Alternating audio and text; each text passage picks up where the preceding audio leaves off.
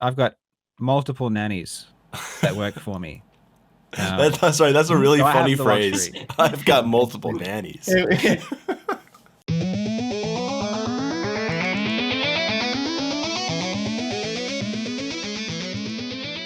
Hello, everyone, and welcome to the Ketchup, Mayo, and Spud Unofficial Doom Eternal podcast. I'm under the Mayo here, and I'm here with Ketchup. Hello. What's up, everyone? Good to be back. Been a while. Yeah, it has been a little while. And Spud, the Spawn Hunter. Howdy, howdy. Yeah, and I want to present our special guest, the voice of podcasting. I've been drinking too much. The voice of speedrunning, Karl Jobst. Hello. Thank you for having me. Pleasure, man. It's really, really cool to have you on. I'll just go straight into the first topic I have here. In your videos, you come back to the original Doom pretty often, and I'm wondering if that is mostly just for historical reasons, or does the Doom series, particularly the original games, do they have some kind of sentimental value for you? They do. I'm huge into retro games, and I'm a little bit older. I am 34, so I was born in 1986. So when the time Doom came out, I was around seven or eight. I didn't play it immediately when it came out, but a year or two afterwards, I started playing Doom, and it's really nostalgic for me. Um, so I like historically, Doom is important, but for me personally, yeah, I do have a connection with it. And some of my earliest gaming memories are playing Doom. Mind you, I always played it with cheats on. I was so afraid to play it without cheats because I was so young. But yeah, I just love Doom, and the history of it's fascinating. It's one of the most influential games ever, so it's always good to look back on it and have a look and see how it changed gaming. So it's great to be able to combine my love of speedrunning and my love of retro gaming. And it's so amazing going back, 25 years and having a look at the speedruns that people did and the diaries they left and how they talked about it and the discoveries they made. It's amazing. That stuff in the Chasm video was fascinating. Like reading the player notes of developing the strategies and thinking that their times wouldn't be surpassed. Like the historical record of the speedrunning is probably the most fascinating part of that video to me. Yeah, well, Doom in particular, they have a culture of recording notes for every new demo they make. So it's very lucky in regards to that because Doom, we have the demos, and it's not like other games where back in the late 90s, if you look at video footage, like direct capture for games and stuff, the quality is absolutely terrible. But with Doom, we have the demo, so we can have a look at them in perfect quality. And all the players recorded so much information. We're really lucky in that regard. So it is great to go and. Was id the only studio that implemented that demo system, or at least that early? Good question, and I don't know off the top of my head. No. Oh, okay. I think. Well, demos were used in arcades to record. I mean, plenty of games used the system to record, high scores. So if you're in an arcade and you record a high score, the actual gameplay is saved as a demo file in the arcade cabinet, so you can have a look at the high score. Interesting. I didn't know that. But this is kind of one of the first instances where a player could save their own demo and then send it to other people over the internet, and that's the big thing that made it so huge. So I've been there's actually something I really like to ask you, just as a general fan of your content for quite a while. For the extreme off chance, because I know we didn't cover it in the intro, for the extreme off chance that there might be someone listening to this podcast and might not be 100% familiar with everything, I guess. So Karl, at the risk of embarrassing myself and getting this completely wrong, am I right in thinking that basically your background was very, very high level GoldenEye speedrunner? Was kind of like where a lot of people would have first known you, I suppose, in the speedrunning world, and then you kind of made somewhat of a transition into content creations where you do really, really in-depth analytical video essays on speedrunning topics, right? Is that kind of like the general thing? 99? And Sorry, I think you cut out there in the beginning. oh, sorry, I started speedrunning GoldenEye in 1999, which is a long time ago. It was GoldenEye 1999. Then I started to speedrun Perfect Dark in 2000, and around that time, I also started writing FAQs on GameFAQs, and I used to love, writing text documents and that kind of stuff. So even back then, that was the content creation of that day. Hmm. So I always kind of So you've always been into the communication of it. yes, and I mean, had YouTube have been around back then, I would have probably tried to do that. But then got older and became an adult and had to get a job and all that kind of stuff. And the speedrunning stuff, I kind of dropped for many years, and I stopped gaming and tried to develop myself as a person. And then around 2012, I sort of came back to speedrunning because what I realized is that I did a lot of stuff, I partied and had a lot of experiences in life, but none of that took away my passion for gaming. And I realized, hey, this passion is so deep that it's never going to change, and it's time to embrace it.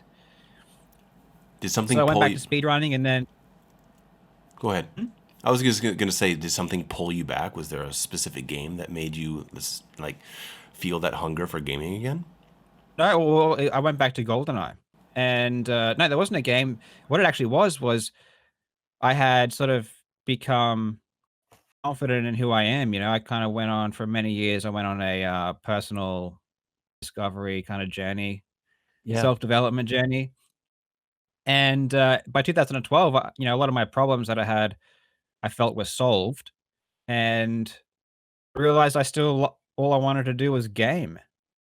And so I just realized that I still love gaming, and then so I just went back to it, and I went to America for a meetup, a GoldenEye meetup, which was something I wanted to do for many years, and that was amazing. And so that led me back into speedrunning, which I did, and I kind of dabbled in streaming in those early years, but that never really took off. And that's I'm not personally a naturally an extrovert, and I'm not like naturally an entertainer. So back then I didn't have the skills, even though kind of in the back of my mind, obviously it would be a dream. I mean, anyone kind of would dream. Well, not anyone, but most people would dream to be a full-time streamer with a successful stream. I mean, that's what an amazing career. Sure. So in the back of my mind, I was like, yeah, I would love to do that. And I did stream a bit, but it never really took off. And it took many years before streaming kind of gave me a glimpse of hope that maybe I could do this. I think by that stage, I'd just grown in confidence and that kind of stuff. So 2017, I started streaming more and started to get a few more viewers. And I got some really good times, which kind of built up my reputation as a speedrunner even more, because I was always known in GoldenEye, but not really within the greater speedrunning community. So then I ended up getting a couple of times that got a lot of popularity and it got a lot of attention. So I started sort of building up my reputation overall, and I decided to make a YouTube video on a speedrunning tutorial. Yeah. Because my goal was just to make tutorials on helping people speedrun. And people were really supportive and they responded well to it. And that sort of gave me some more confidence. And I thought, you know what, let's try an entertaining video. I mean, I'd done a couple of tutorials and people liked that. And I mean, editing wise, making a video just purely for entertainment is no different. It's just the content's different. So I made a video that was just, telling people, some cool skips in Perfect Dark. Yeah, I have your channel open right now. I'm looking at your first videos, and yeah, I see that. Like video number 5 is the top 5 biggest skips in Perfect Dark, and that seems to be Like from that point on where you start putting out that Yeah. kind of content. Well, like Kotaku posted that video, and they're like, "Here's a cool video." I mean, that's pretty awesome making your first video like that, and then having someone at Kotaku post it and highlight it. I mean, that gave me a lot of confidence, and people really responded well to it. I was like, "Fuck it, let's just keep rolling it," and then I just kept making more videos like that. Yeah, I mean, I on a personal note, I definitely first started hearing about the stuff that you were doing. It was around that time you got that Damn record, because I followed speedrunning for a while and for a long time. It's like one of the things that I've always kind of just passively watched. Just like I've lurked streams, and it's something I used to watch a lot when I was a uni student, like 10 years ago or something. So I've always had like an interest in it, and like I remember a couple of years ago, like.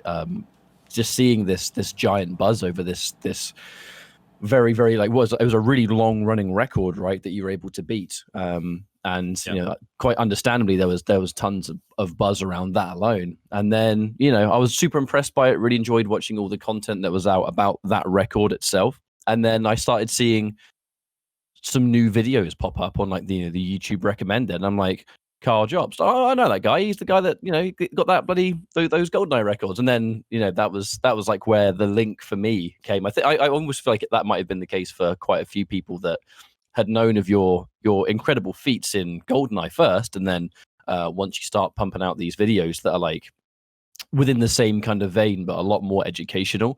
Yes. I really think that there was a real sweet spot that you just landed right in, and your content fit it perfectly, because it's like. Now there's so much speedrunning like analysis style content from so many talented people. It's like you can lose so much time just going down a speedrunning rabbit hole now. God, And your videos definitely seem to be quite a large part of that, and it's great stuff.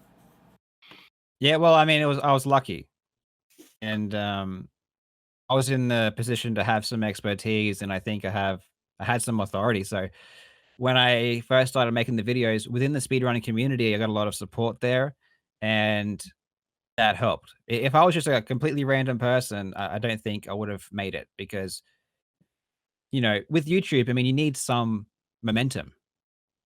You can't just have no following at all and just post a video and then it goes viral. It's pretty hard. Because that, the algorithm needs data before it wants to promote you. Mm-hmm. So there has to be some mechanism that gets what you say out to people. And so for me, that was, I posted on speedrunning Reddit, and because I was known, I got a lot of support there. And then that gave me a bit of following. And then from there, I guess people loved the videos, and YouTube saw that people were interested in it, and just, put it out there. Yeah, I didn't know about the GoldenEye stuff till after. I don't watch a lot of speedrunning stuff. I'll watch games done quick sometimes. I've speedrun like 2 games. I've done Spelunky and Resident Evil Remaster. I've done those as speedruns, but it was never really something I researched much on. But then your video on the 20-year Doom record being broken, that was the first one that I saw from yours. And I saw that, I was like, ooh, that sounds interesting to me. And I watched that, and then I just watched everything else you had. And, I've been a loyal viewer of yours ever since. And every time I see one of your thumbnails pop up and it has Doom in there, I'm like, all right, there I am. but everything else is great too. Like, I didn't know all that stuff about Quake speedrunning, and that whole world of GoldenEye has opened up to me. It's all just really fascinating stuff. Yeah, the E1 that's M1 awesome. video is how I discovered you as well. I was curious, how did you develop your style? Because like a lot of people will cover subjects and they'll be like, okay, so E1 M1, this was beaten at 9 seconds and this is how it was done. But like the way you built it up, it was like almost like a biblical story. It was like you led into it. Do you know what I mean? Like, was that something that you just naturally did, or you started developing over time and thinking, oh, this is how I can actually tell a story? Do you know what I mean? Like, how did you start? Like, because you have a style. Not a lot of people have style. They just observe and report. You know what I mean? How did you develop that? Right. I think there's there's obviously some influences. So one influence for that kind of video is Summoning Salt, who also does WOD record progression videos. His punch out stuff is insanely good. Yeah, so his videos are really well made. So there's some influence there. I think I've always been good at telling. Oh, not. I don't know if I've always been good at telling a story, but I've always been good at writing and getting things across well. And for me, it was just. I mean, that video in particular, I really went for it. I mean, if you look at my videos before that, it didn't really. I mean, they were okay, and they might be a fun watch or whatever. But that video, I really went for it. Oh, dude, it was a turning really point. It's a total turning point on your channel. That video, like, that's where it feels like you found not only like what you did well, but it seems like it found like what you wanted to do. Honestly, what I make these days is not as passionate as like that video. That might be just because I don't know why, but that one, yeah, I just I'm really passionate about it, and I was super excited about looking back at Doom. That was the first time that I really went into Doom history, and because I have that personal connection and I love Doom, and it it invoked a lot of nostalgia from my childhood, and just everything for me. Just, I mean, you know, for example, like I've done a few Doom videos now. Um, the first one was where I discovered a passion for Doom speedrunning history, you know? And I think I really conveyed that, like really came across in what I did in the video. And yeah, I mean, that point was where I kind of got confidence. Confidence Yeah. to do what I wanted to do. Share, like, really let my passion out, and just hype it up as much as I could in that video. And that, I mean, I don't know what it is. Is it there was something about it that people loved. And when I look at the video, I kind of see the technical stuff. Like I think, oh, my mic quality wasn't as good as it is now, and you know, I see the technical things that I think I could have done better. But I mean, just the pure passion that I put into it, and the writing and everything, I think I'm really, really proud of that particular video. And obviously, it had an impact because that really took off. Like that was kind of the beginning where I was like, okay, this YouTube thing is happening. You know, this is it. Well, like speak about like the technical issues or technical imperfections.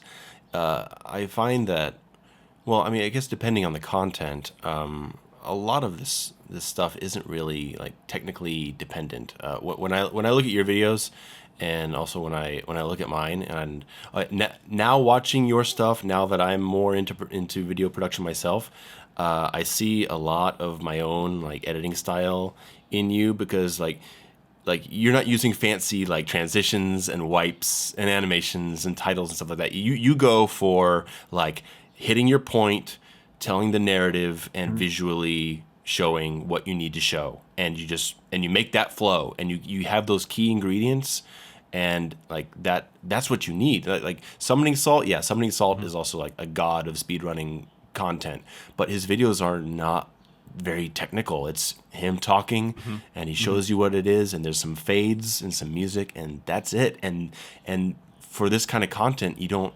necessarily need a whole lot more. I mean, some people on YouTube end up being carried by that extra technical stuff, and the content is quite thin. But I find it's kind of like the inverse with a channel like yours. Like you're super heavy on the content and showing what you need to show, and guiding the watcher, and like you don't need to spend another 4 hours on making sure that you have all these transitions and wipes and titles and stuff. Yeah, I mean, it's Yeah. for me personally as a viewer of both your work, Karl, and big fan of Summoning Salt too, have been for a long time. It's like it almost feels like the videos are so informative they're very relaxing. They're very chill. You can have them on. You can have them on like a second monitor and listen to every word. But because a lot of those videos sometimes they can be quite lengthy, right? Because there's a lot of information to cover. But I've always really, really liked the fact that they're just super chill, just big chill vibes. You know what I mean? For almost most of the videos. Yeah. And then I think it's because of our personalities. I mean, for a lot of we're very speedrunners chill people. are, yeah. Well, we're not party people. We're not like the life of the party. We're not. Most of us aren't extroverts. A lot of us have some level of autism or something, and we care a lot more about the information and the intellectual side of it. So that's kind of come across in our videos. It's not about flashy effects and all that kind of stuff. It's just here's the information, and we find the information really. We find what happened interesting, the facts, the cool glitches, and that kind of stuff. That's what we find interesting, and that's what we focus on. I mean, I look at other videos with editing, with great editing, and I really respect it, and I would love to have those skills, but I would never invest the time personally to do it. It's always There's about the content at the end of the day. You know what I mean? Like Yeah. you could have all that wacky, like, whoa, don't forget to like, subscribe, and comment, and all the crazy 3D effects. Smash And all that that like button. Yeah, exactly. Well, But that's just like that's your strength, Spud. That's where you shine. yeah. Like I watch But your stream, and you're crazy, man, and it's like the polar opposite of me. yeah. And I love that kind of stuff. It's not my personality. I couldn't do it, but I love seeing. I But love see, stuff in your stream. but like what I do is a bit more of like a madhouse circus on a live Yeah. stream. Whereas like Spud, if you're the presenting master of info, the stream deck. yeah, I've never if you're- seen anything like it. I don't really watch a lot of streams, and I tuned into Spud like last week. Just what's he doing? What's he doing? And I've never seen such a show. I was like, my eyes were glued to my monitor for 20 minutes. I just couldn't stop Yeah. watching you. Well, I Spud, see- were you Yeah. influenced by Doc at all? No, a lot of people think so.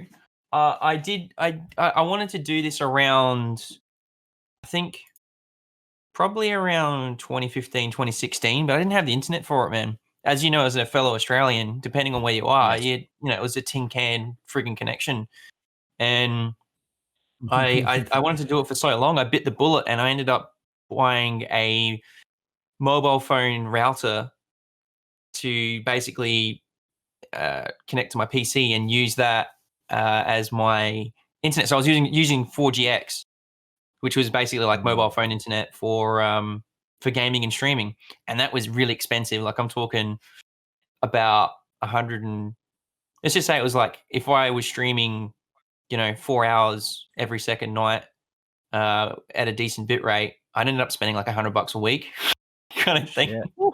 So like if that's not like when it was just like a hobby at the time, it was sort of like it really was like a labor of love kind of thing, if that makes sense, because I was actually spending big money on it, but I ended up making enough to sort of break even for a while, so I kept at it.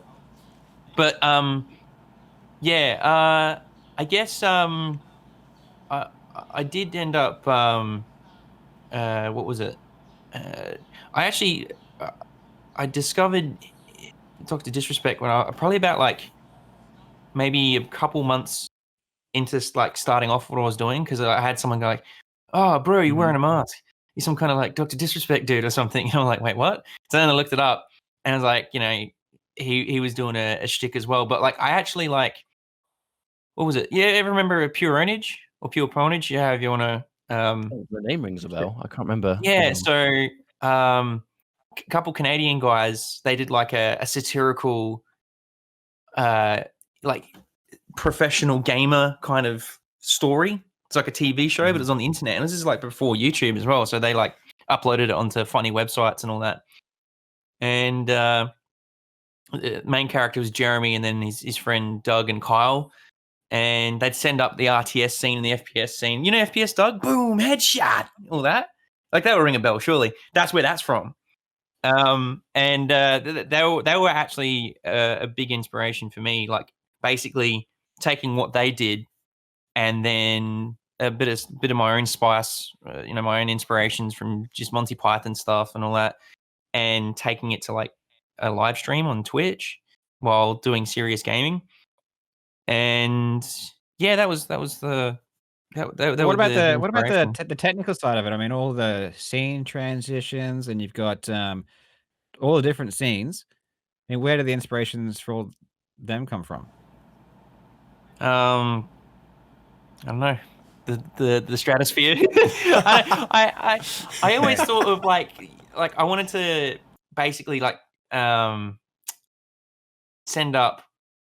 All right, for instance, where I was originally streaming from was like a bit of a trashy room, and I couldn't be like some of those fancy girls and guys on the internet where they've got like nano leafs and a cat cam and a dog cam and 6 consoles and all that shit, right? Like I didn't have that pleasure. I just had like a really small room and it just looked like dog shit and I couldn't really like spice it up. But I thought, all right, if I like green screen behind me and then build a virtual world, let's like make it like a Mad Max kind of scenario. Like I'm from Australia, people hear my accent.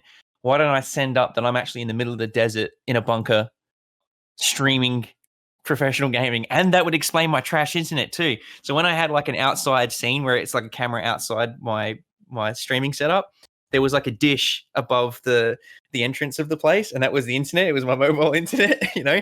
So like I made a bit of lore for everything. Like when I'd lag out because of my mobile data, it would be explained by the shitty dish or whatever, you know, and I'd go outside and throw a brick at it or something like that, you know? So, you know, I tried to like, I just liked, it's like, instead of just, like some nights I'll probably not be as switched on and like rolling with it and energized, and I'm more stuck in focused in the games in the moment, or maybe I had a couple bad games and I'll just whinge about something or whatever. And then there'll be other nights where I'm just like trying to build up the lore and you know go a direction with it and try and make something fun with it. So yeah, I'm just it's just having fun with it, man. I didn't want to be like a dude just playing games, but I feel like maybe the novelty of that has worn off a bit. So for me, it's now finding a direction of where to take that and put it on YouTube, because I didn't necessarily want to be like a YouTube journalist, and I find that's kind of like the content you guys do.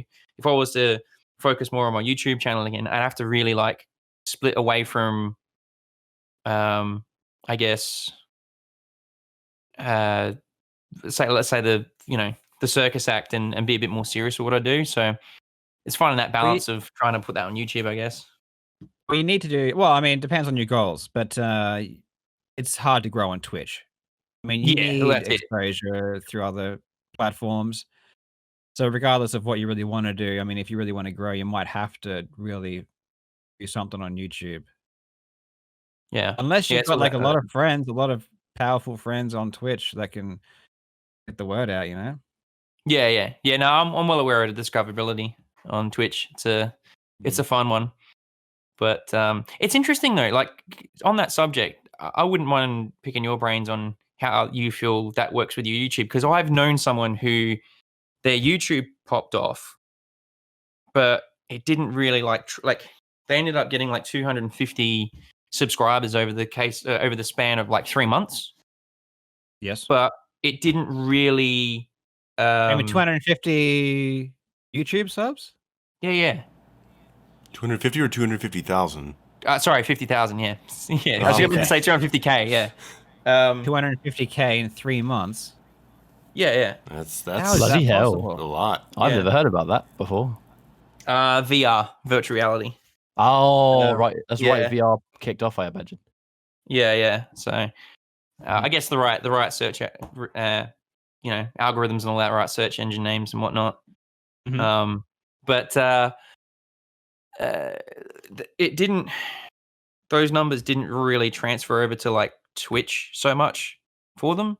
Like they probably their concurrent ended up being boosted by probably like another 50 or 100, if that makes sense. So let's say they averaged 200 before, then they only like averaged 250, 300 since like Yes. 6 or 7 months since that happened. So I was I just mean, curious, are like, they yeah, I mean, you gotta pump it. You gotta pump, like, community posts. You gotta talk yeah, about it in a lot of videos and all that kinda stuff. Um, See, the thing is you have to Twitch is so different from YouTube that someone might watch a YouTube video and feel uncomfortable going to a Twitch because, like, if even if, like, for example, my videos aren't going to make people want to go watch my Twitch because that's all produced content. It doesn't. There's no There's no personal connection. So the Mm. person doesn't feel like they're connecting with me as a person. You know what I mean? So they might respect me as a content creator and all that kind of stuff. But if I said, "Hey, I'm streaming on Twitch," um, yeah, I'll get some people to come over and all that kind of stuff. But that's not going to do anything for maybe keeping them around on Twitch. Mm. And so you notice that there are some the people who do this best, crossover and cross sell from YouTube, are the people who build YouTube channels off stream highlights. So there's a guy called Small Ant One, who's a speedrunner, and he does sort of um, not entirely speedrunning content, but does a lot of fun stuff. But most of it's stream highlights and edited from his stream. Now, if you watch someone on YouTube, and it's their stream, and that's going to build a Mm. connection Mm. because they're watching what it's going to be like on Twitch. So, for moving them from YouTube to Twitch is going to be easy if they've already seen you stream on YouTube. You know what I mean? As another guy who does, and he Small Ant One gets thousands of viewers. Okay, Mm. so that combination is really good. Another guy does this is Dark Viper AU, who's another speedrunner. His a lot of his YouTube content. I mean, some of it's produced, but a lot of it's again edited stream stuff, and he pulls a lot of viewers from YouTube, and he gets a lot of viewers. Mm. But so that combination works. But if you're just posting produced content on YouTube, that's not going to translate because it's just completely different type of content. So that you can't acclimate people to your stream by showing them content that's nothing like your stream. You know what I mean? Yeah. And some people can build a YouTube channel off stream highlights. I mean you've got one of the most entertaining streams. So if anyone's going to do that, it would be you. Like you're in a great opportunity to either do the editing yourself or hire a stream editor who just takes your stream and then makes a 10-minute video showing the best bits. And you have to market it well. So you'd have to just if you just posted a video on YouTube saying Spud Hunter stream highlights April, that's no one's gonna click on that. No, certainly But if you're like but what these streamers do is they have like, there's a selling point. There's Yeah. something there. So they might do a stream on, yeah, let's say you're doing Doom Eternal. Doom Eternal only using the shotgun, okay? It's like a challenge. And so you do a full stream of that, and then you would go to YouTube, and then you would make a 15-minute video. You would title it, you know, beating Doom Eternal only using the shotgun. And then so it's an interesting concept for them to click on. Now when they click on it, it's just stream highlights. Okay. And so that kind of thing would really make your stream explode because people are seeing that content and they're like, oh, this content's really good. I want to watch it on Twitch. And it's less about you saying, hey, I have this stream, go check me out. It's like they're seeing your stream and they want to go watch you, if you know what I mean. Yeah, yeah. Yeah, like Yeah, a so that condensed version of kind it. of stuff. Like, I think because you might have seen that, what was it? That remember how I did that, I ran that Command& and Conquer replay, just before the stream then Yes. today, right? Yes. I was thinking of, like, actually chopping up that video and basically turning it into a bit of a story, you know what I mean? Mhm. Do it. Because, That's a really good idea. Yeah, and that's the way to do it. Yeah. And then having a good title and a good thumbnail, like, the most clutch win ever on Command& Conquer, right? Yeah, yeah. As a title, it's like interesting and cool thumbnail. So the thing people fail on is marketing the video well. And they will do boring titles like stream highlight, which is just, it's not gonna do well. So if you can market it well, and you'll do well. Well, you know how you said, like, I was gonna segue from speaking about my friend. How have you found? Because I know, well, actually, I don't know what your main what your main platform is, so to speak. Which is, would you like to? Because you said in the past you streamed a lot and you wanted to sort of make that a thing. Is that something you'd rather do more of, like being a full-time live streamer.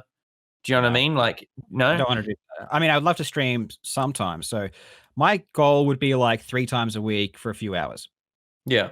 That'd be perfect. I mean, just monetarily, you make fuckloads more on YouTube.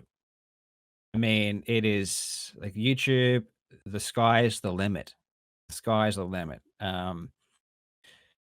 So it would be silly of me to stream a lot.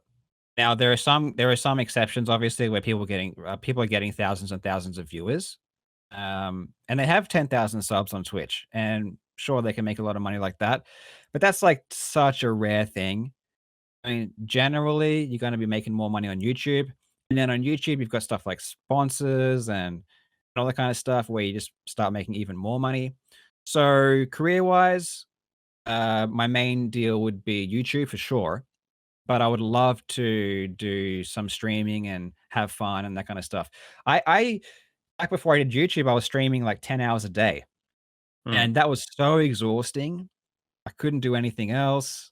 And again, I'm not an extrovert, so if I'm sitting here talking for 10 hours, I am just fucked. I'm just dead. Yeah. And You start looking at the chat after hour 8, and you look at all the people talking, and you're just like, I have nothing to say. or sometimes even if the chat stops, and then you're like, and then I'm like, is this worth it? You know, is this worth it? And so that was one of the reasons I even started YouTube, was to I wanted to cross sell from YouTube to Twitch. But maybe, but doing Twitch forever and that thing being your main thing is not for me. It's not for me. And maybe if you're like a super extroverted and you love it and that's really what you want to do, and go for it. But for me, the most fun I ever have, or the most passion that I find comes out, is when I'm like researching and learning about the past and learning about speedrunning history and discovering things and that kind of stuff, which I can't do streaming. So as part of my YouTube, I get to do that. I get to, like, right now I'm doing a video on Guinness, and I'm going back looking through Guinness World Record books from the 80s, and I get to learn a whole bunch of crap, and that kind of stuff's really exciting. And so that's the stuff I love doing, and I get to make money from that through YouTube. I think that's a good mix. Dedicating yourself to the content you really like making, and then hop on 2 or 3 nights a week for a few hours. That's kind of how I'm doing it myself. I have a few nights a week streaming, and then the rest of it is scripting and recording and editing. Spud, it was funny you talked about maybe doing like a highlights video for your YouTube. I'm working on that right now for my my Doom Eternal blindfolded stream, which was an absolute disaster. It was hilarious, man. It was so good. It was funny, but it was also a nightmare. We played it on easy, and Your friend with the accent too. No, you are the left. You are the left, you idiots. Carl, it was a sub special. I was blindfolded. I didn't have a blindfold, so I put a pillowcase over my head, and I had my friend next to me who English is not his first language. And so that was already set up for disaster. And I tried it on ultraviolence, horrible mistake. Went down to easy, and he was telling me, okay, go forward, look up, turn left, no, too far, go right, shoot. And in 2.5 hours, we almost made it halfway through the first level. I almost got to the Caco Demon. It was really painful, but hey, that's the kind of stuff that you could chop into a stream highlight video and maybe get some attention. Exactly. Perfectly. Yeah. So that's exactly what you want to do. You want to stream like interesting challenges and stuff like that. Stuff that the concept is interesting, and therefore you can sell that concept on YouTube. That's exactly what you want to do. I'm just thinking that blindfolded games like first person shooters is really tough because you've got the up and down axis. That's the worst part. Yeah. So that the up and down axis. I've thought about blindfolded GoldenEye, and I realize it's just not possible because of that, once you lose where you're aiming, it's game over. I guess GoldenEye has this option called look ahead, where it just automatically sort of resets it to the neutral. Does Doom Eternal have that as well? That option? Oh, not that I know of. Ketchup? Oh, I can't even remember, honestly. It's like where if you're looking down and you start running forward, it sort of naturally starts to put you back to neutral. Oh God, you know what? I'm actually not sure. I wonder if that'd be something that's more like, almost like it would have been like more of a controller thing or something. But, you know what? Like, I can't remember. I can't recall it ever being anyone I've really ever played Doom with talking about it. But I don't want to, straight out go out and say no, just in case I'm wrong. But, Yeah. I Actually, don't. I'm I just excited. don't recall. I totally forgot about this feature on GoldenEye, and so this might give me an opportunity to do something blindfolded. Oh, the thing is, if you haven't got help, you're screwed. Yeah. Yeah, that's why I That's had my the bottom friend, line. and I was still screwed. Mm. Carl, now that we're on Doom Eternal a little bit, when did you play the game? I assume you have played the game. Have you played Doom Yes. Eternal? Yeah. Well, I played it in January as well, and then I played it April. Have you played it all the way through, or just some of it? I haven't played it all the way through. No, I play like half of the story. I just didn't have the time. I don't really game anymore. Um, Especially because had the baby in April. And then before that, I was just trying to get work done in preparation for that. So yeah, I don't casually game anymore. Honestly, it's more just like I play games for work, and I try and do as much work as I can. It's that classic thing where the longer you work in games or the games industry, the less time you tend to have to play games. That's a hard lesson that I learned as well. But I Yeah. mean, like, so I mean, while we're still on the subject of Doom Eternal, obviously you've made some Doom Eternal videos in your Mm. current style since the game came out. Now, when we're talking about research and stuff that you investigate and all that stuff, research to the point where you're confident like making a video about something, when you finally feel like you're ready to take the information stage and translate it into, writing that script, getting everything ready.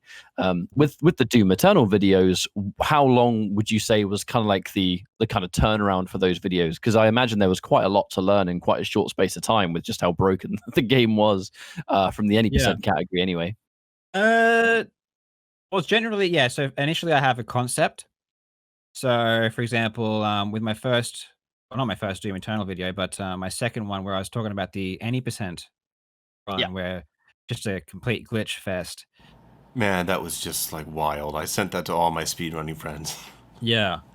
Um, so that one was, probably took me, well, honestly, because the game was so new, a lot of it was me talking with the Doom Eternal speedrunners, and we're just trying to figure out what's happening. Because when I started researching the video, like they had some idea about how some of the mechanics worked, but no one had a full grasp on what was happening. So a lot of the stuff in that video was actually worked out by me sitting in a room with the other Doom Eternal speedrunners and me asking questions like, why does this work? Why does this work? Why does this work? And they're like, we don't know. Let's have a look. And so, I would ask a question and then they would kind of research it and kind of play around and figure it out. Um, and so I'm really good at asking the right questions. And before I do a script, I want to know really what's happening with the game. So I wanted to have a complete grasp of why things were happening the way that they were happening before I get into it. So I spent like, I don't know, might have been a few days just trying to figure out why this jump was working. The big scroll wheel jump, how they Oh yeah. use the slope boost, so they're sitting on the corner and then they shoot up into the air. Um, so that took a few days of just problem solving to work out exactly why that was happening. Um, and then once I kind of know everything, then I need the structure of the video. So I because my videos are informational, but there's generally some kind of narrative to it. There's some kind of through line that connects the beginning to the middle to the end. I don't just say like, here's a fact, here's a fact, here's a fact. There's like usually some sort of feeling to it, some story.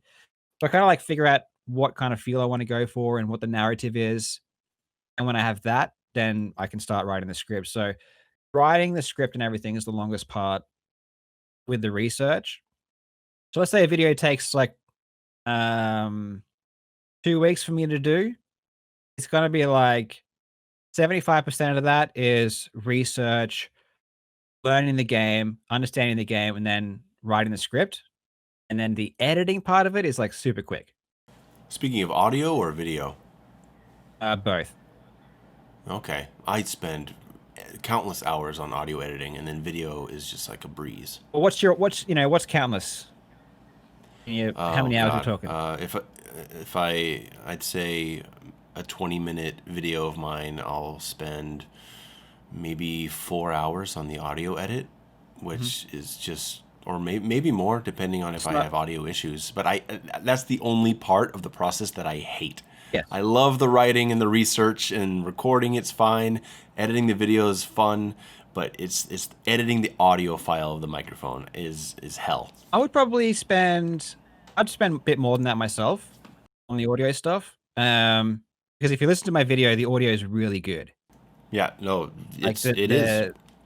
The actual, like, I have this program called the RX7, and it's got like click removal and everything. So I'm making sure that there's no clicks, there's no like random noises anywhere, no like bass pops, or like I make sure there's just I minimize the amount of imperfections as much as I can, and that takes hours. So let's say it's a 20. I know. Let's say it's a 20-minute video. I might spend an hour doing the recording, and then it'd be like I'd spend the rest of the day just making sure the audio is good. Are you obsessive about it? Of like making sure that like every line is like, okay, that's right. Well, I am. I only ask because I am. Is obsessive the right word? Because I think it's important. And I mean, great audio is super, super important, and I want it to be as good as it can be. I wouldn't say that I'm obsessive. I think that's just it's a important thing that you need to focus on making sure it's good. Yeah. It changes once you know about it. As silly as it might sound, there's definitely people that have good microphones, and the practice is just talk into the microphone, try and position yourself a little bit so there's less pops or whatever, like super entry level stuff. Like I'm not particularly experienced with audio stuff at all, but it's like there's definitely people, like, once you kind of know the extra layers you can take with it, it's kind of hard to ignore, isn't it? Because it's like, now you know how you would do it. It's like, well, if I'm choosing not to do it now, that I'm knowingly making something worse than it would be if I just put the time into quickly, I say quickly, quote unquote, but to get the audio as good as you can make it now, of the ways of improving it, the same as, video quality and different capture formats and stuff like that. Just the little things that all add into, like, as good of a product as you can. If you're putting that much time into it anyway. You learn what to avoid, right? Like you learn to recognize when you said something in a way that, like, I know that I said that not right. I'm going to say it again because I could hear the pop coming out of my mouth as I said it. Like you start to detect it as you record it. Yeah, I always monitor through headphones so I can hear the clicks and everything when I'm talking. I mean, sometimes if I finish all the audio and then I'm like listening to it back and some sentence is kind of screwy, I'll leave it in. I'm not 100% anal. I'd say I'm like 99% anal. But if you listen to like my last video with like my first videos, the difference in my vocals and how it sounds is so crazy. Well, you heard it here first, ladies and gentlemen. Go back to the early Karl Jobst videos and listen to how horrible the audio is. Yeah, exactly. It's insane. It's so different. It's unbelievable. Hey, Karl, I had a question. You said you played through about half the campaign of Doom Eternal, and then you did the speedrunning videos. Have you actually spent more time in Doom Eternal researching speedrunning stuff than like the actual like playing of the experience of the game? Yes, a lot more. Yeah. Oh, that's fascinating to me. Yeah. Well, I can't spend time playing. So, Sure. So I'm spending my time sort of speaking with the Doom Eternal speedrunners, asking them questions, learning about. I mean, I can just watch the videos, and why is this happening? Why is this happening? What's your thought process there? I don't really need to play the game. Okay, so you didn't like learn a lot of the speedrunning tactics yourself and like test them out in game? Well, for my first video that I did on the 80% run about slope boosting, yeah, I made sure that I was able to slope boost. And Okay. I explained the strategy on the first level, and I did the strategy on the first level. So usually with stuff like that, I'll make sure that I can do it. Because if you're talking about something you don't know how to do, and it's difficult, and you don't know if what you're saying is right or wrong. So yeah, usually if I'm talking about a particular strategy, I'll try and do it myself first, so I really have a good grasp of what's happening.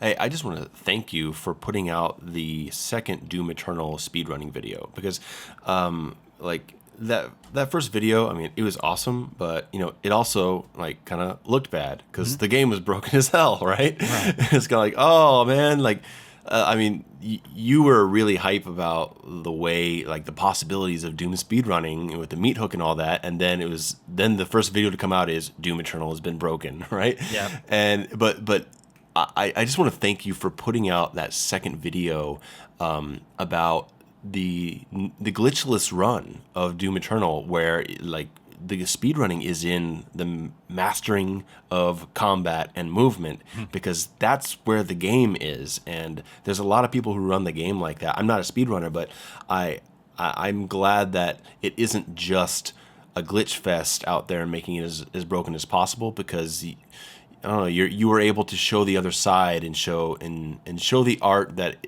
isn't flying up into the sky and breaking through walls. All Yeah. respect to that. I mean, I love glitch speedruns. They're really fun in their own way, but it's also nice to have a really good representation of the other side of it. Yeah, well, there's two extremes. At the any percent run is really fascinating, and it's like crazy how fast they were able to completely break the game. And it's one thing to figure out slope boosting and all those glitches, but it's a completely different thing to apply them in useful ways. And the creative ways. I mean, they've just found so many different ways to do these glitches. It's really epic. Um, so it's fascinating, that kind of stuff. But as a spectator, what I really want to watch is the combat, and the Ultra Nightmare runs, especially, are just amazing to watch because of how good the players are at combat. And so I can't overstate how amazing these top Doom players are at combat. I mean, it's just so. I mean, if you ask a lot of people though, they don't really know about these runs. Um, if I say, "Have you watched Doom Eternal speed runs?" They say, "Yeah, I saw that video you made on slope boosting." And I and had they've this they've seen. very conversation the other day, like genuinely. This was like 2 days ago, where a friend of mine was like, I was like, "Oh, have you played much Doom Eternal?" Because I know he got it, and he was like, "Yeah, I saw that video on speedrunning where people just off map and go, woo, and they just shoot out the map." Like that was the first thing he brought up was the slope boost. But I agree with what you're saying. That it's like the lesser known runs of the Ultra Nightmare. In my opinion, the 100% Ultra Nightmare stuff is, for me, like that's without question my favorite thing to watch when it comes to Eternal speedruns, because it is as hard, it's every bit as hard as it looks. That's the thing. If anyone hasn't tried Nightmare or Ultra Nightmare, just how insanely unforgiving it is, particularly those Slayer gates, the amount of practice you have to do to get every fight just pretty much perfect. Because if one giant enemy just goes off somewhere and you don't get that kill quick enough or whatever, and you because if you're trying to go fast, right, you put yourself in harm's way a lot more than you otherwise would. You haven't really got time to be careful, and it's insane just how quickly you can get totally shredded. And then it's all the micromanagement of all the challenges, all the stuff you got to try and 100%. Like, it's ridiculous how fast those players have been able to get it already. And it's like you said, I mean, they've had to master the game. You can't just pick up Doom Eternal and then 100% Ultra Nightmare. You need to like perfect as much as you can, and then you might be ready to start doing that category. Like, it's insane. And generally, those players have a long history of first-person shooters. So, like guys like Zero Master, many years of Doom experience. And a lot of the top Ultra Nightmare players have played a lot of either Doom 2016 or just similar games in general. I mean, this is a kind of a skill that takes years to build up. I've never been a PC gamer. I've always loved console stuff. So when I'm sitting there with a keyboard and mouse playing Doom Eternal, I just suck. I'm really terrible. Like when I went to Bethesda headquarters in January, I was playing on Hurt Me Plenty, and I just got shredded. And I was just fucking terrible. Well, that's okay. Like, I think Doom Eternal is designed in a way to where like hard, which is ultra violence, like hard is a hard difficulty, and normal is like a solid challenge for someone who doesn't know the systems yet. Like, I think the difficulties are really well determined. So the fact that the normal difficulty kicked your ass the first time you played it, I mean, that's nothing to be ashamed of. It doesn't help that that build was the early stage of the game, and the cacodemons in Eternal were like. I don't think any of us that ever played those pre-release builds of Doom Eternal, where it was like the build was the early stage, it was like the first 3 levels or so, maybe the first 2, I can't remember. That's 3. Oh yeah, because you finish it on Cult of Space, that's correct. But it's like the cacodemons were quite plentiful early, and obviously none of us knew just how much like buffed the cacodemons were from Doom 2016 to Eternal, where they've got the chomps and they've got the big burst of projectiles and that. Like, in that very same build, I was recording on Ultraviolence, and I remember making a pre-release video, and basically the title of it was basically "Ultraviolence is hard." Yeah, and also the dash nah, was you something because suck. I wasn't. I look back at how I was playing the game the first time I played it, and I was hardly dashing. Yeah. And it's just because it's a brand new mechanic, and you need to dash heaps in Eternal. I mean, you can't get around quick enough without it. So there was like some elements of it that were new. But the girl that was there with me, she was way better than me. So she got up to the end of level 3, and I was like still stuck halfway through level 2. Yeah. What were we talking about? We were just about the difficulty of that first build Ah. at first. Just mouse and keyboard, I think, is where we are before I. Yeah. So I was saying my point was that I suck at mouse and keyboard, and I think that that kind of skill does take years. It takes years and years to develop. So yeah, the top Ultra Nightmare players have that history, and it's incredible. It's incredible how good they are, and a lot of the techniques as well. I don't know how many casual players know about even basic things like weapon switching. I mean that was even new to me. I didn't even know about that. So there's so many cool things that they do in combat that make it so much interesting. It doesn't really exist in like other shooting games I know, like weapon switching combos. And if there's like Doom Eternal has a lot of like tutorial sections in there, and like ways to guide new players into the system. I kind of wish that there was like a tutorial in the hub world, maybe around level 4 or 5, that showed you the weapon switching mechanics, because the game never actually tells you. That's like one thing I've really come to notice, that like going like rocket ballista super shotgun is something that you either have to just kind of figure out, or someone has to tell you about it, or you have to find it through a video. And like I sometimes I go around Twitch and I just kind of watch other people randomly streaming Doom Eternal, playing it for their first time, and I see them halfway through the game, and I say, hey, if you shoot a weapon and then switch to another one, it'll skip the cooldown and you can increase your damage output. And they're like, oh wow. And like the game doesn't actually have something that explicitly tells the player that. I kind of wish it did. And especially because Doom Eternal's hard, they limit your ammo pretty significantly for each weapon, so there has to be a lot of weapon switching in general. I mean, you tell me, what other first-person shooters have that large of an arsenal that you need to regularly switch with?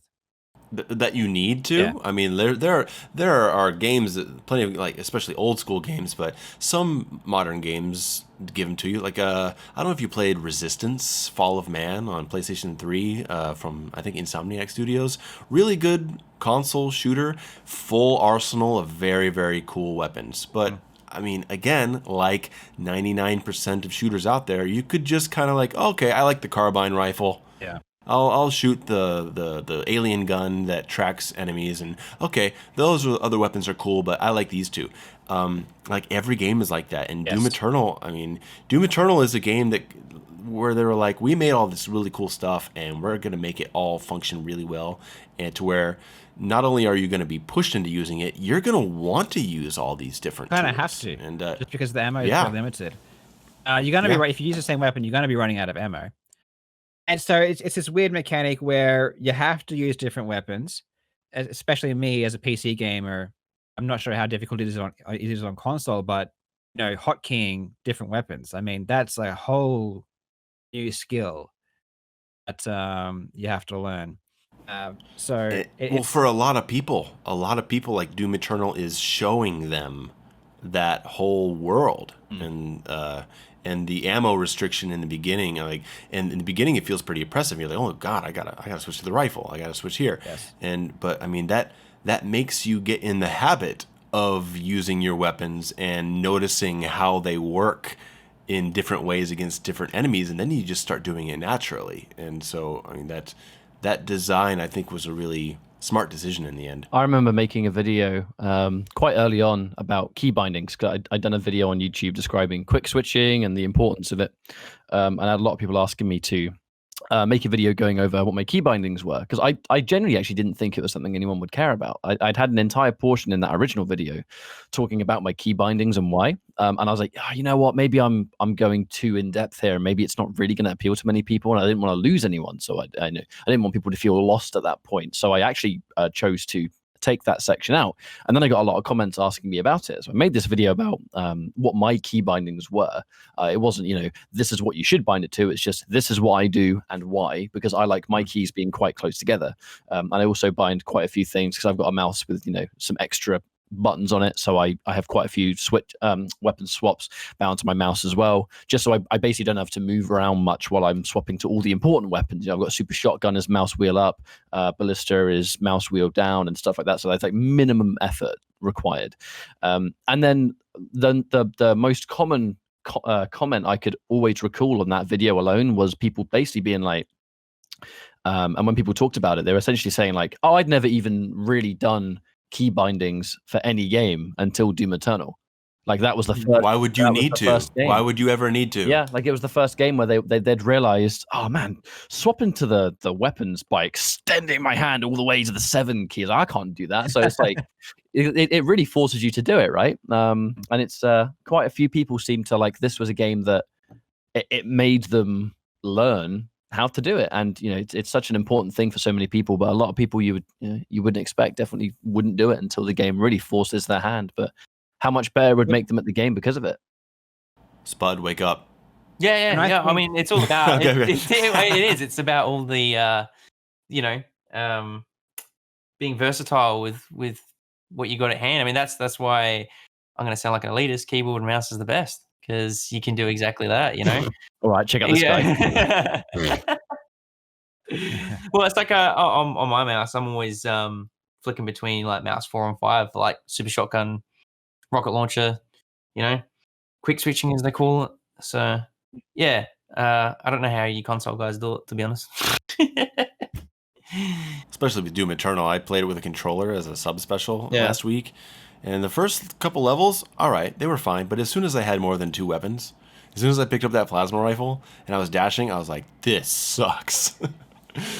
It's a lot harder. This is like every time I wanted to switch a weapon, man. I'm not aware of any top players doing console stuff. Well, SMVR, he's the most well-known. He does really, really, really good console play. He doesn't do speed runs, but he'll do like, I think he has like a full like master level playthrough, no damage sort of thing, PlayStation 4, or like he's really good. He does a really, really good job with it, and he makes it work as much as you can with a controller, right? You can still see the little pauses that he has to take when moving because he has to hit the weapon wheel button, but man, that guy puts in good work. I'm not sure. I wonder how much of a market there is for Doom Eternal on the console as far as like high competitive play. But when I'm looking at speedrunning, it's almost universally just PC. Sure. And it could be related to some of these strategies requiring certain inputs that you can't do on console. But I think just, the PC, can't imagine it not being a better option. You are correct. But basically, when it comes to that, you're pretty much correct. That PC is the optimal way to play, and it's just because of the way the game has been built. Funnily enough, modern Doom is actually a game that has lent itself to pad quite a lot. Doom 2016's multiplayer, some of the best players of that game's multiplayer were actually pad players, because the game itself is very, very, very quick switch heavy, but it was a loadout system where you only had 2 weapons. So it was actually about crispy execution on fire, swap, fire, melee, or whatever it is you want to do. It was like who was faster with that. A lot of people would take similar weapons, and your quick switching of fire, swap, fire. It was, if you were quicker on the draw and also importantly accurate, and you hit all those shots, you would basically frag that guy before he fragged you. And even up until last year, before Doom Eternal came out, there was there were 2 tournaments for QuakeCon for Doom 2016. There was Clan Arena 2v2, I believe, and there was also a free for all. And a player called Bazooka Joey won the free for all dominantly, and he's been a pad player the entire time. And some of the really strong Marauder players in Doom Eternal's battle mode, they play on controller as well. I know there's a player called Doomsday Ronin who plays on pad. Bazooka Joey still a pad player on that. But it's the Slayer definitely changes the second you introduce all the extra weapons. It's not even about the aiming itself. It's the fact that a Slayer on controller just doesn't have the same access to each individual weapon being a certain key. I think unless you have those really modern controllers with different buttons on the back or whatever it might be, that even might be incorrect. I don't play on pad, but it's like essentially your access to weapons in a fast rate, it just drastically goes down when you play on pad. So if you're playing pad multiplayer on Eternal, it's probably going to be you're a demon player, because a Slayer, you kind of need mouse and keyboard on PC, because you need to have access to everything bound to a specific key, because your damage just goes down because you can't swap fast enough. You can't move. That's the thing, though. On PC, you can be turning the mouse and changing weapons, but if you need to pull up a weapon wheel, then it's like your movement kind of gets halted for even just a split second. But that stuff adds up when you're People still use weapon wheel at all? Not on PC? On console. On console. On console, you have to. I think so. You have to. Well, then that's terrible. Well, the number one thing I hear is that there's like a muscle memory. Like, the I guess, and again, if anyone hears this and I'm wrong, please by all means correct me. But the number one thing I see people say is you kind of get like a muscle memory for holding it down for the lowest possible time, and you've memorized what direction you have to flick your stick in to get the weapon out. It's still time. Anytime is still time. It's not optimal by PC yeah. standards, but it's definitely, I think that is like as far as I'm aware, that is the fastest. Well, the exception is if you're using 2 weapons, if you just tap the weapon wheel key, you'll equip the last weapon that you had out. So if you're trying to like shred up close and the last weapon you had was the ballista and you've just equipped the super shotgun, I think you can tap it, tap it, and you'll just alternate between those 2. But again, it's still not as creative. Is a weapon wheel, is it based on the console? Do they set it up so it's just activated by a press, or do you have to hold it still? Hold. It's always hold. I think it's hold. Okay. Yeah, because if you tap it, it quick switches between your last 2 weapons that you used. Yeah, so that's that. If there was a separate key that you could just instantly get the weapon wheel up, would be a better. I think in the menu, at least on PC, there's an option in there to reduce the amount of time needed to hold the key to make the weapon wheel active. And so I assume that's on console as well. But so you can reduce that, and you can get your angles and switch the weapons pretty quickly. But it still doesn't change the fact that you're only using your two thumbs, and constantly you have to be like weapon wheel, put the joystick at an angle to pull out a weapon, shoot it once, and then weapon wheel, another angle, pull out another gun. And you can set it up to where the weapon switch button, the weapon wheel button, goes between the last 2 weapons you use. But say you're using rocket and ballista, and then you switch and you want to use your plasma rifle. Well, now if you want to go back to rocket ballista, you have to switch back to the ballista and then switch back to the rocket launcher to have them as the last 2, so that you can cycle back and forth with one press. Is Doom Eternal's a bit tedious? Is the battle mode cross-platform, or is it restricted? It's only versus your own platform. I'm not sure. I think it is specific platform. I know PC doesn't have anything of the sort. Yeah. And Well, I at the don't end of the really know day, anyone. if there's no cross-platform competition, then the conversation is kind of irrelevant because everyone has the same disadvantage. It's actually why battle mode has different balancing depending on console. Funnily enough, that and Bazooka PC. Joey you mentioned, Ketchup, he'll play on PC, but he'll plug in his controller. Yeah, he does. You know what I mean? He is one of the community's only pad players. He's really good though. Yeah, actually, he streams like Quake Champions on pad, and he still does pretty well in like free for alls and stuff. It's cool watching someone play like an arena FPS of that caliber on pad, and he can still like strafe jump and stuff like that. I thought some of that stuff would be like almost impossible on pad, honestly, because the amount of like that game, it's just execution all the way in it, and then you need to be smart on top of that. The guy must have biceps on his thumbs. He's just definitely. He's a very firm believer in pad. I honestly, I think it's his enjoyment and belief in pad that carries him through because he's really good. Sure, very, very good. Sometimes you never even guess he's on pad when you watch him play. But yeah, it is funny that you mention it. The kind of everyone being on the same disadvantage, which is completely correct. But it did make the mode a bit different. Demons on launch on keyboard. On PC, Slayer was definitely too powerful. Even by design, the Slayer is meant to be more powerful, but he was kind of overwhelmingly powerful. He just had too much damage, basically. Way too much damage. And it was kind of like... Did they have a beta at all?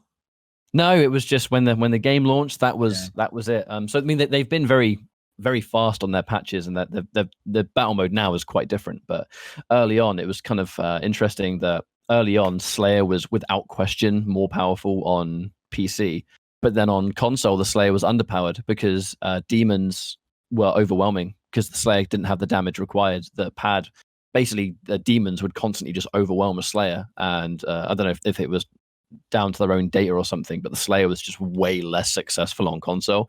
So like a bunch of the demons, they just got nerfed, and not even that, but like things like team heal getting nerfed and some of their upgrades that you can take that give them health, that a lot of that went down. And it's like now it's two different sets of balance patches on both systems just because of control method alone. So they're technically different games actually on console and PC. Yes. We're going to see Slayer versus Slayer at any point, you think?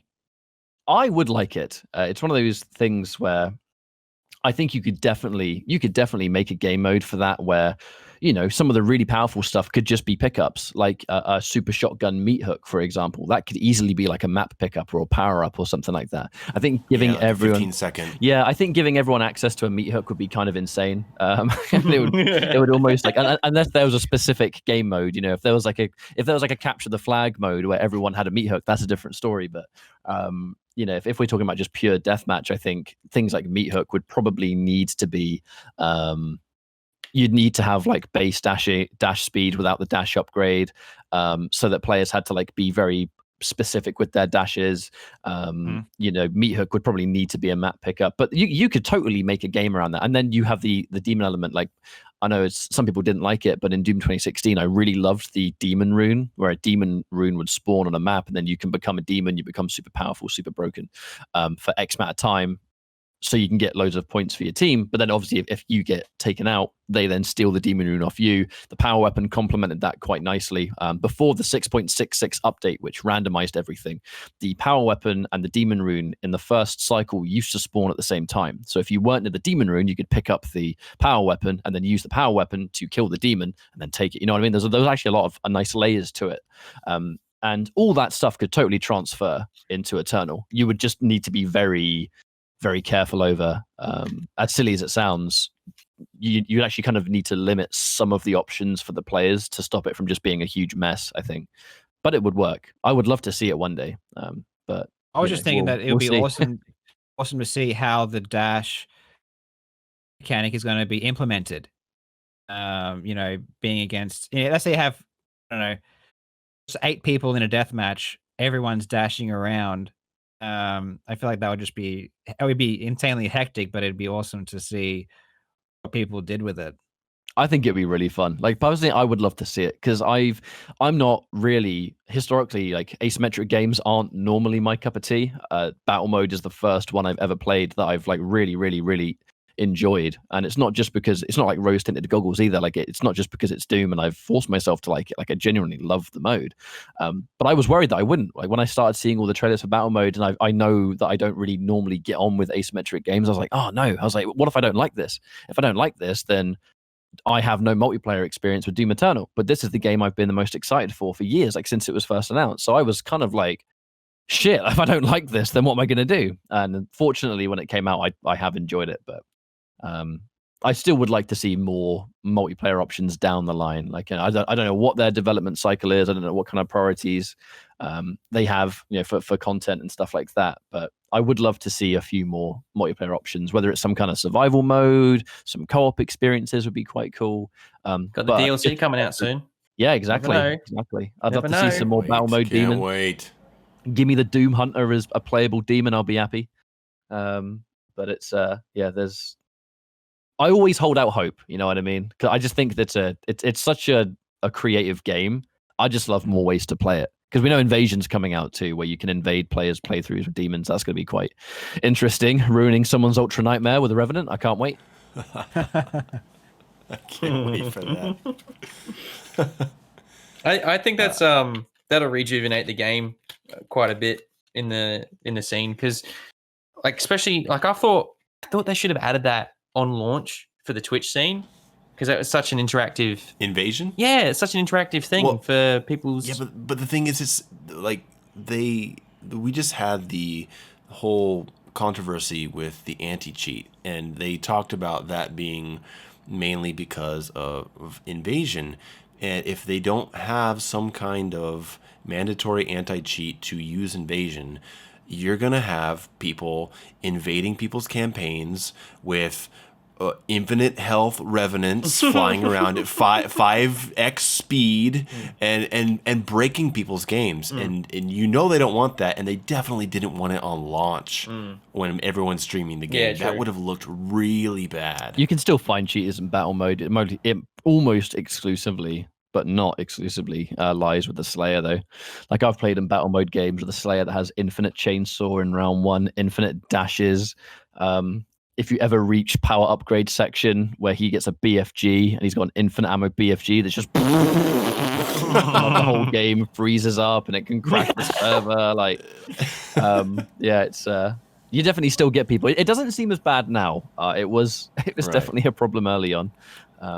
But they'll have to figure out something for Invasion. They'll have to make some kind of opt-in program to where if you want to play Invasion, this counts as multiplayer, and you'll have to have an anti-cheat. Because I don't want my Ultra Nightmare. I want to have Invasion, but I don't need 2 unkillable pain elementals floating around on the Super Gore Nest. And in that room, reset even my more game. of it. But it's funny that, like, you still find some people that cheat in battle mode. But now, we have absolutely buffed to hell Kaka Demon, so I think we're in a good place. Just send the Kakos after him, man. We'll be fine. We were just briefly talking about that. Real quick, can you tell me how they've changed the Kako Demon? I've noticed some things, but it also applies to single player as well, right? Apparently so. People have studied it, and apparently it is translated into it.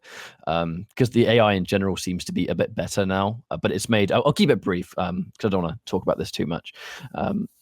But basically, like, the AI is a lot better, which has just inadvertently been a huge buff to demons in battle mode. And there's also that large patch. It also introduced a latency upgrade where things are a lot more responsive. Like, you still get lag, right? That you can still get shot round corners, or, I'm a Revenant and I dash round a corner to go out of a Slayer's line of sight. And then after my dash is used, I just die in place.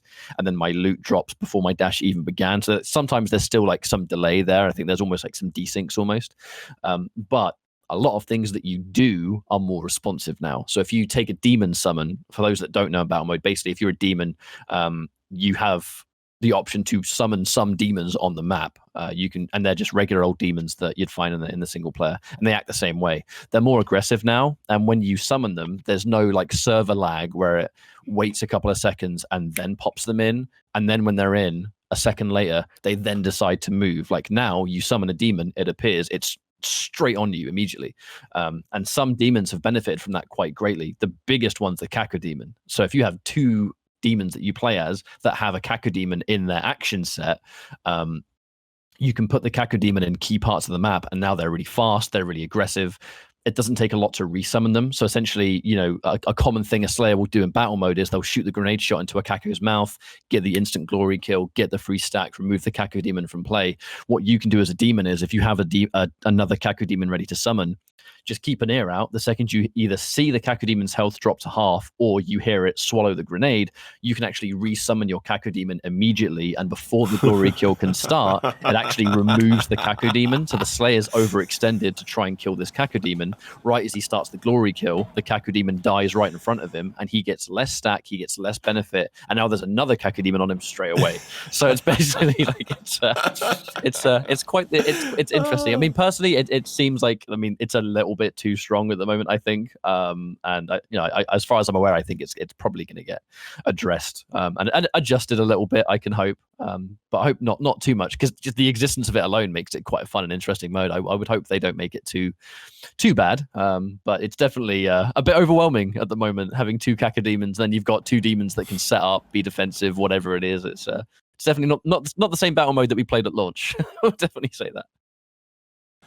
Hey, Karl, I'd like to bring a couple questions back to speedrunning. GoldenEye was your first serious speedrun game, right? Mhm, I'm yes. curious, you said you got into speedrunning that in 99, and the Yeah. game came out in 96 or 97, right?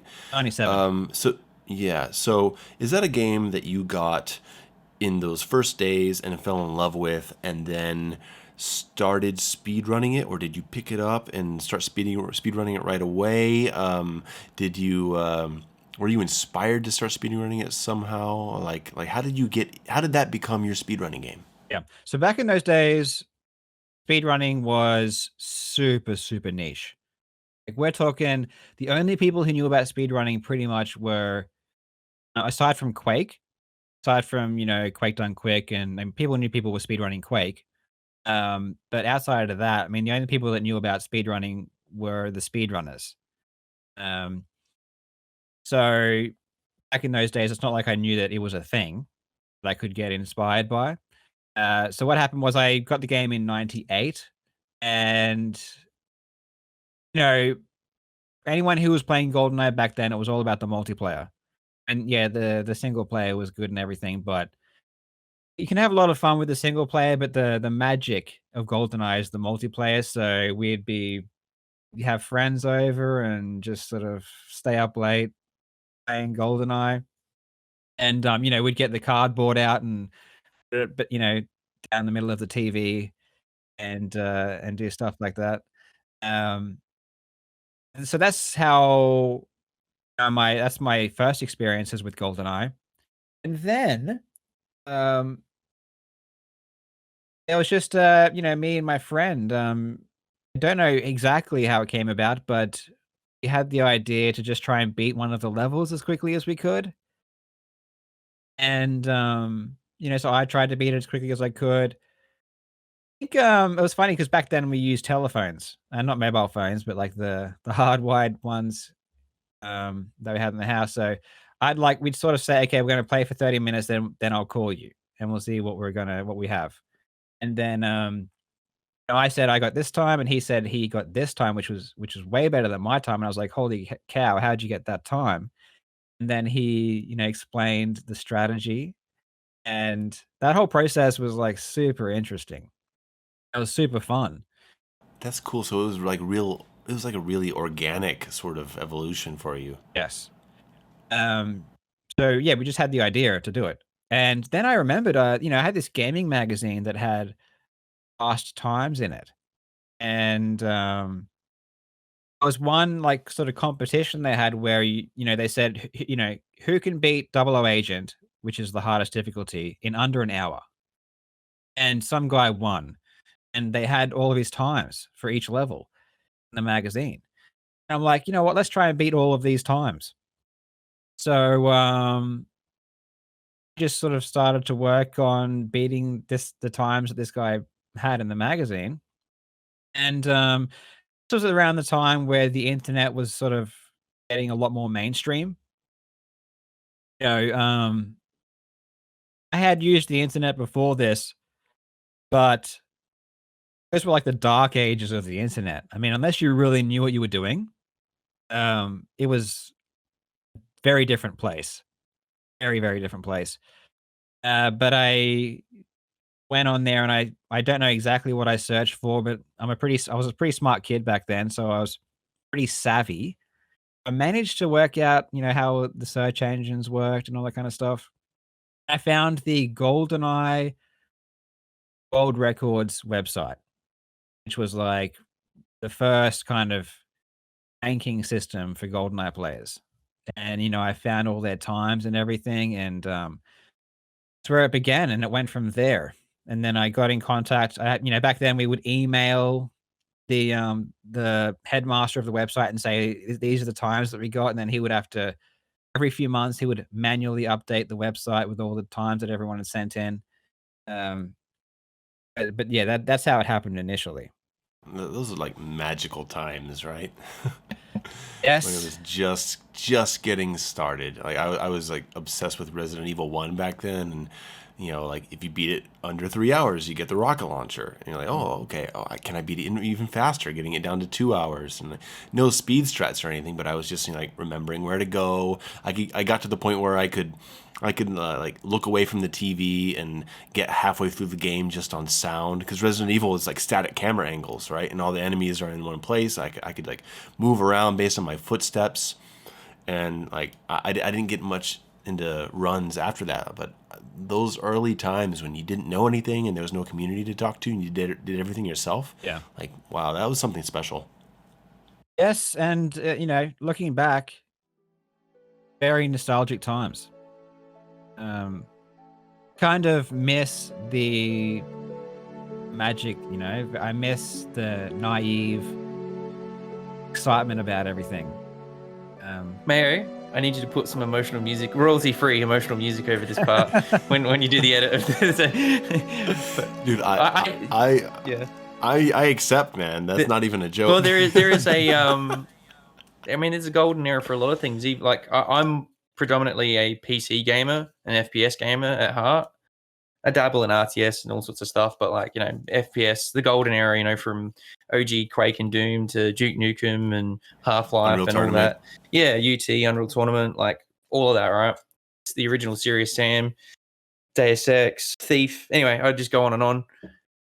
There was like a good 6 years where it was just like everything was groundbreaking. You know what I mean? Like everything was, and it didn't have the hype machine and all the corporate BS that goes along with it. It was just like, here's an amazing game, and bam, you know what I mean? And it just, amazing games would speak for themselves. I remember it's just Yeah. there's definitely not. It's that sort of golden age for me was no pun intended, golden age, but it's like it's more the fact that around the kind of what I recall as my favorite age, I guess, was when we're all growing up with when the N64 and PS1 comes out, and like that was during like the golden age of Rare, where everything Rare made would just become this incredible game, like the original Killer Instinct, which is one of my favorite games of all time, like Blast Corps, for crying out loud, Jet Force Gemini, even some of the lesser known Rare games were still like some of my favorites, and that was just them. And then on PS1 you had all these companies that, because the as far as I can remember, the PlayStation was very heavily focused on just letting almost anyone make a game for it, because it was this new system. So all these developers on all these studios would make these individual games to just try and make the best little game they can, which it's like, I think the PS1, surely it's got like the highest quantity of like hidden gems, because everyone was just making games for it. And it was just, that's where we started to see all kinds of games that were just super insane. Dude, Twisted Metal, Metal Gear Solid, Resident Evil, Silent Hill, like entire genres were just created like right after another, rapid fire, not just PC but console. Yeah. Unless you were there, unless you were a kid in the 90s, you're not going to be able to appreciate how magical it was going from like the NES to the N64. Like the sheer change and how far they went in like 10 years. It was ridiculous. I mean, if you're born in the 90s and then by the time you end up really getting into games, you've already got pretty good 3D games. But man, going and even like as a PC gamer as well.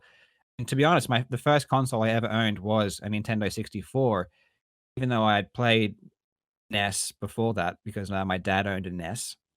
But I was more like a PC gamer, and I went from like DOS games, like text-based DOS games, to Doom and that kind of stuff, and Age of Empires, and just the difference was just so incredible. And as a kid, I mean, I didn't have any stress, I didn't have any responsibilities. I could just Oh yes. totally enjoy that process of, oh man, this new game came out and it's like 10 times better than anything that I've ever seen. And it was just absolutely amazing. Does that? It's kind of like Jurassic Park. Like when you see that as it's the same time period, right? It's 93, same 93, year yeah. as Doom.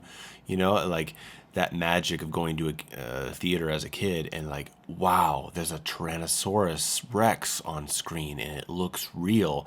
But now if you're a kid, it's like, oh, just you got computer animated things all over the place. Like it's not that kind of magic of going to the theater and seeing something realized in front of your eyes the first time.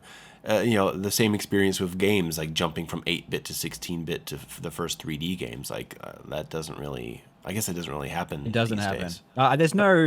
There's nothing even close to the change in video games that we saw then. Nothing Yeah. even remotely close. I mean, you could argue like VR maybe. I mean, it's even that. It's just a different platform or graphically similar games. But we're talking like we're talking about what you see is just dramatically different, and just entire worlds are created in a scope that no one had ever seen. Going from 2 dimensions to 3 dimensions was so game changing and so dramatic. There's I don't think we're ever going to see anything that big again. Yeah, I mean, I remember. I can relate to that 1,000% because my growing up was the jump in difference for me was like Micro Machines on the NES to Ocarina of Time. Like it's like I think that's why Ocarina of Time is probably, even though now it's like I do multiplayer and Doom Eternal and loads of Mortal Kombat stuff and fighting games and esports and all that stuff, right? But the most significant game I think to me that I've ever played will always be Ocarina of Time, pretty much for that exact reason that I think for me the same. we just play these 2D games that they look really great for the time. And don't get me wrong, like some of my most cherished games were even before that. Donkey Kong Country on the Super Nintendo blew me away. One of the most, I think, hidden gems, the biggest hidden gems of almost any game for me is like Sky Blazer on the Super Nintendo, which was this very, very short but graphically beautiful, incredibly fun to play mechanically. Interesting bosses, great environments, awesome music, like 16-bit experience. If anyone listening to this has never looked into Sky Blazer on the Super Nintendo, give it a look. It's such an insanely good game. But then Ocarina of Time comes out, and it's like, you think you've seen video games, and you think you've been on like an adventure before, and then here comes Ocarina of Time, which is like, you are in this gigantic landscape, like you are in another fully interactable world that you've probably for a lot of us never experienced before. And it's like music that will stick with you for the rest of your life, like being in Hyrule Field. And it's like now if you go back and play Ocarina of Time now and you go into Hyrule Field, you can see it's just a texture of trees on the outside. Sure, but when I was a kid, it's like, dude, I want to go in there, I want to go into that forest. And it's like you believe everything because this is visually the best game you've ever seen. When you're a kid, games aren't going to look any better than this. This is like we've peaked, we've hit the pinnacle. So you believe everything that you see completely, and it's like this gigantic adventure with all the different environments, like obviously the epic story and stuff like that. Like that really, it quite truly, I think, in terms of games, changed me forever. It changed my whole perspective of how I see games as a kid. So Ocarina of Time. I'm the same way. I'm not sure about the changing, but Ocarina of Time has probably the most special moment for me. Just like feeling that you had as a kid is like the most potent emotions that I've ever had gaming came from Ocarina of Time. Just it wasn't even anything like story related. It was just just the environment, just being able to just being able to experience the game was absolutely incredible. It was truly a magical thing. Yeah, that was Resident Evil for me, the first one. I wasn't in. Different I wasn't moods in. though, Mayo, for sure. Yeah, Definitely totally. Like, we're in but Hyrule like, Field, the lovely sun, the music. Resident Evil, I'm in a mansion, everything's trying to kill me. sure, but that first game that made you feel like, wow, I'm here, I'm immersed. 100%. Yes. Like that was my side of it. I wasn't a Nintendo kid. My best friend was, so I went to his house to play the Nintendo. Then on my place, I had the PlayStation. So like, I definitely relate to those feelings. Mine was through the world of survival horror. I remember trying to play Resident Evil. I was at the same age. I got a PlayStation for a Christmas like the year after, and ended up buying Resident Evil because I just found it on the cheap. I used pretty much all my pocket money to buy this Resident Evil game with this cool guy with a gun on the cover. Oh, that's cool. And yeah, I bought it, and I almost, in hindsight, really wasted my money. I couldn't play that game at all. I was too scared. Like, even with I had an action replay with all weapons, all items, infinite ammo, infinite health, and I was still like, I'd put it in, and the second I'd hear a single like zombie groan, I would just turn it off. I couldn't do it. It was terrifying. I mean, around those times, that's why I used the term like Ocarina of Time. Definitely kind of changed my perspective forever, because I was, by all accounts, like a kid playing those games. And it was like, I was definitely too young to play Resident Evil. Couldn't bring myself to do it. And then the remake comes out, and it spooks me even more. And it's like, because that remake on GameCube was like insanely That's the scary. gold standard of Resident Evil. Oh yeah, man. greatest Resident Evil ever made, in my opinion. Love that game. What was the light gun Resident Evil on the PlayStation? Oh, what was it called? Was it Survivor? Don't There was think it another was one called Dead Aim. Could be Survivor. I don't think it was a light gun in America. I think it was only a light gun in Europe and Australia. Because I think was there a thing in America where they were restricting light gun games? I'm gonna Might have been Google a reason. It might have been like maybe there was some restrictions in America on light gun games. I have a feeling. But it was a light gun game. It might have been Survivor. It's a terrible game, but that was my first experience with Resident Evil, and I loved the atmosphere and like the discovery of what happened through diary entries and that kind of stuff. I mean, I love that kind of stuff, and I don't really I don't really get that feeling in the modern Resident Evil games. I feel like they're more action orientated, not like as a slow burn as some of the early stuff. Yeah, that's true. Resident Evil 7 kind of comes close. The game has its faults, but it's definitely more of like a slower paced, a little more disciplined, not so, people aren't doing backflips and exploding. Yeah, I feel like we've we've almost started to go back a little bit, haven't we? Where like, those original games were definitely what everyone would recall like those golden standard of Resident Evil, which got everyone to fall in love with it. And then Resident Evil 4 comes out, and it's like still a scary game. Like I always felt like the village kind of gave off like big Texas Chainsaw Massacre vibes. Like the castle was incredibly.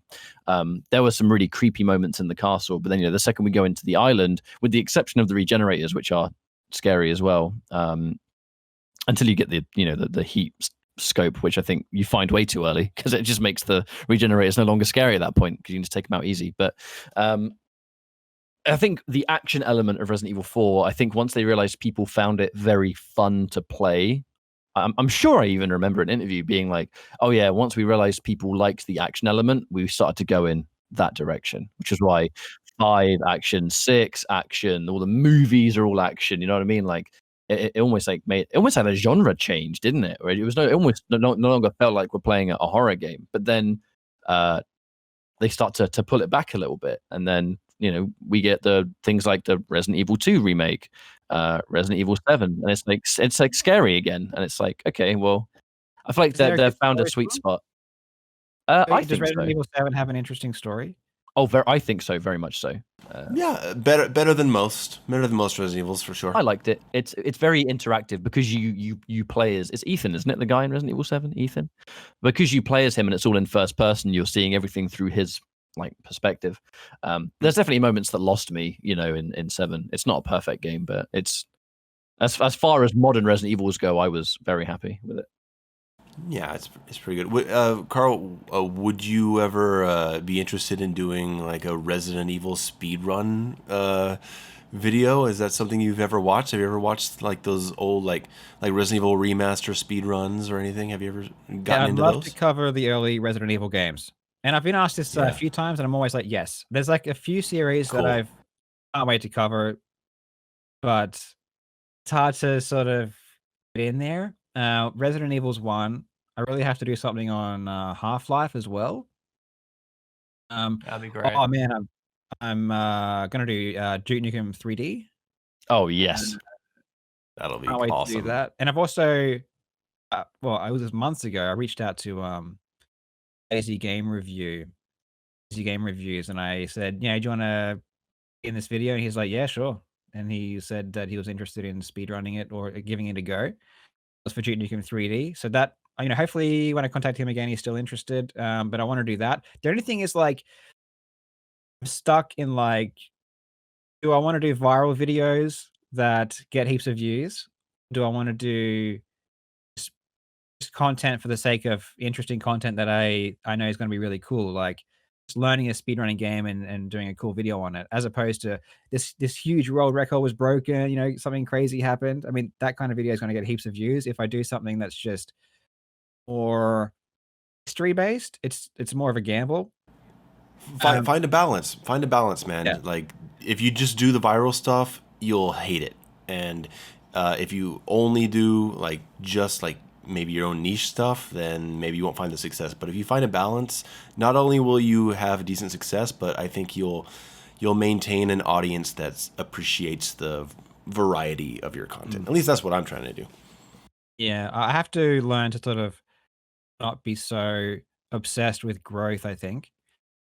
I can't. Yeah, I've had a taste of success now, and I'm like, give me more. I want to. You're like, damn it! I didn't hit 1 million. Fuck. Yeah, 5 million subscriptions.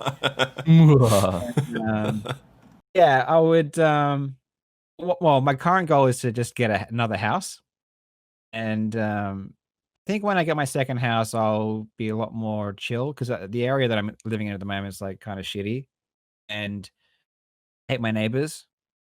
And don't take to that. Yeah. I might listen.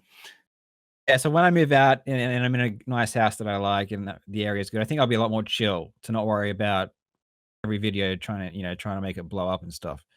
But yeah, I can't wait to get to the old school Resident Evils and all that kind of stuff and just do videos about everything. But what I love is the 90s stuff, the 90s. So Nukem, Doom, Quake, the early Resident Evils. Metal Gear Solid? Metal Gear Solid. I don't know how that speedrun goes. I've never And watched the thing one. is, I've never been into stealth games. I think, if memory serves, I used to watch a bunch of Metal Gear Solid 2 and 3. 3 definitely more so. It's very common at marathons that people would run I think the difficulty is called European Extreme, I think, which is like super hard. I think it's like if you get spotted, it's over. Like if you get, I'm sure that's the difficulty. Like if they spot you, it goes boom, game over. So you got to start again. It's like, it's almost like patterns, I think. It seems like it's like, you just every room, guards are in a set place, and if you run here at this time, the guy won't turn around fast enough and stuff like that. So it's just remembering like line of sight and stuff. From what I can gather, again, like I don't want to definitely not speaking gospel here, could be wrong, but from the runs I've seen that were commented by people on the couch and stuff, it's very much like it's just a big memory game. I've seen some of that. Big memory game, and that's a really appealing part of it, where it's like you've got the whole game memorized, and it's like. You just know in every room where to run, when to run, and it's like a super sick like display of just how well you've memorized the entire game on like the hardest difficulty. You sometimes forget that it's on such a hard mode when you watch, and I guess that's common in speedrunning where it looks so effortless. You forget they're running it on the hardest of the hard difficulty, which makes it even better. But I've got a question for you, Karl, as well, on kind of on the subject of what we've been discussing. What really, when it comes to the game itself, so obviously we've talked about a lot of things that you'd like to make, and definitely stuff that I guess is in your sort of mental pipeline. But what really dictates this is the next video I'm going to make? You know, what's kind of like your list of besides, I know we've loosely covered like, whether it's a video that might do well or whatever it is, and the stuff that really motivates you. But what really is like the deciding factor that says this is my next project? It could be anything. It could be different factors. I mean, sometimes for Doom, it's like I reached out to the Doom guys. This is for the Chasm video. And I'm like, are there any cool stories in Doom? Because I want to do a cool story in Doom. And they're like, yeah, Chasm's really cool. So I'm like, okay, yep, tell me about Chasm.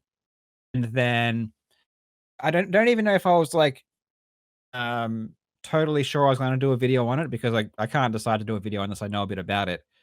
So they started telling me about Chasm and the history and all that kind of stuff. Then I started learning more about it, and it's like the more I learned about it, the more fascinated I was, and I was like, "Man, it's interesting. This history is amazing." I just got super interested in it, and then it's like, I got to do this video. I got to do a video on it. Other times, something big happens in speedrunning, and I know that if I did a video on it, it could blow up. So one example of that is I did a video on a new Grand Theft Auto San Andreas. That video was insane, Karl. That was so good. So that was just a crazy new strategy was found that broke the game. And I don't know anything about the game at all. So going into it, I knew nothing. And I made that video in a week knowing nothing. But I just knew that it's one of the best selling games of all time. A lot of people love the game. It's a crazy strategy. It's probably going to be a cool vid. So I made it because of that. Could be anything. Whether I just am genuinely passionate about the subject or I think it's gonna do well. It could be either of those 2. I think that's pretty much sums up the 2 different things. Um, Sometimes I just wanna learn about a game. So, for example, Celeste, I did a video on Celeste. I didn't know much about the game, but Celeste is really, really popular these days in speedrunning, and there has to be a reason why. I mean, it's not gonna come out in 2018 and all of a sudden be one of the most popular games for no reason. There has to be something to it. So I'm like, okay, I want to discover why it's so good. And I had never played it before. So I just sort of guessed that it would be something to do with the game mechanics and that kind of stuff. So I just learned about the game. I played the game, learned about the different techniques and all that kind of stuff, and made the video because I wanted to personally learn about Celeste, if you know what I mean. I Yeah. mean, sometimes it's a good excuse for me to learn about a game.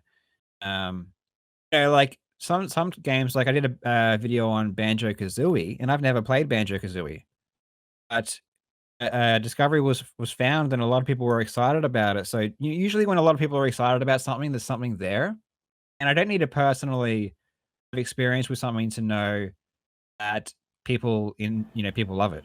I think So that's I my can just sort of favorite video of yours. Banjo-Kazooie one. Yeah, that the one about skipping the game board. I Yeah. think that's probably my favorite video of yours. That blew my mind. Yeah, so, um, sometimes, like, I can just see that there's excitement and buzz around something, and I think it's a good idea to make a video about it, and then I get to learn about it as well. Like, a lot of the videos that I make, I learn from scratch to make the video, and that's kind of a skill in of itself. I mean, people like Summoning Salt do make videos on different games, but, it tend to take a long time.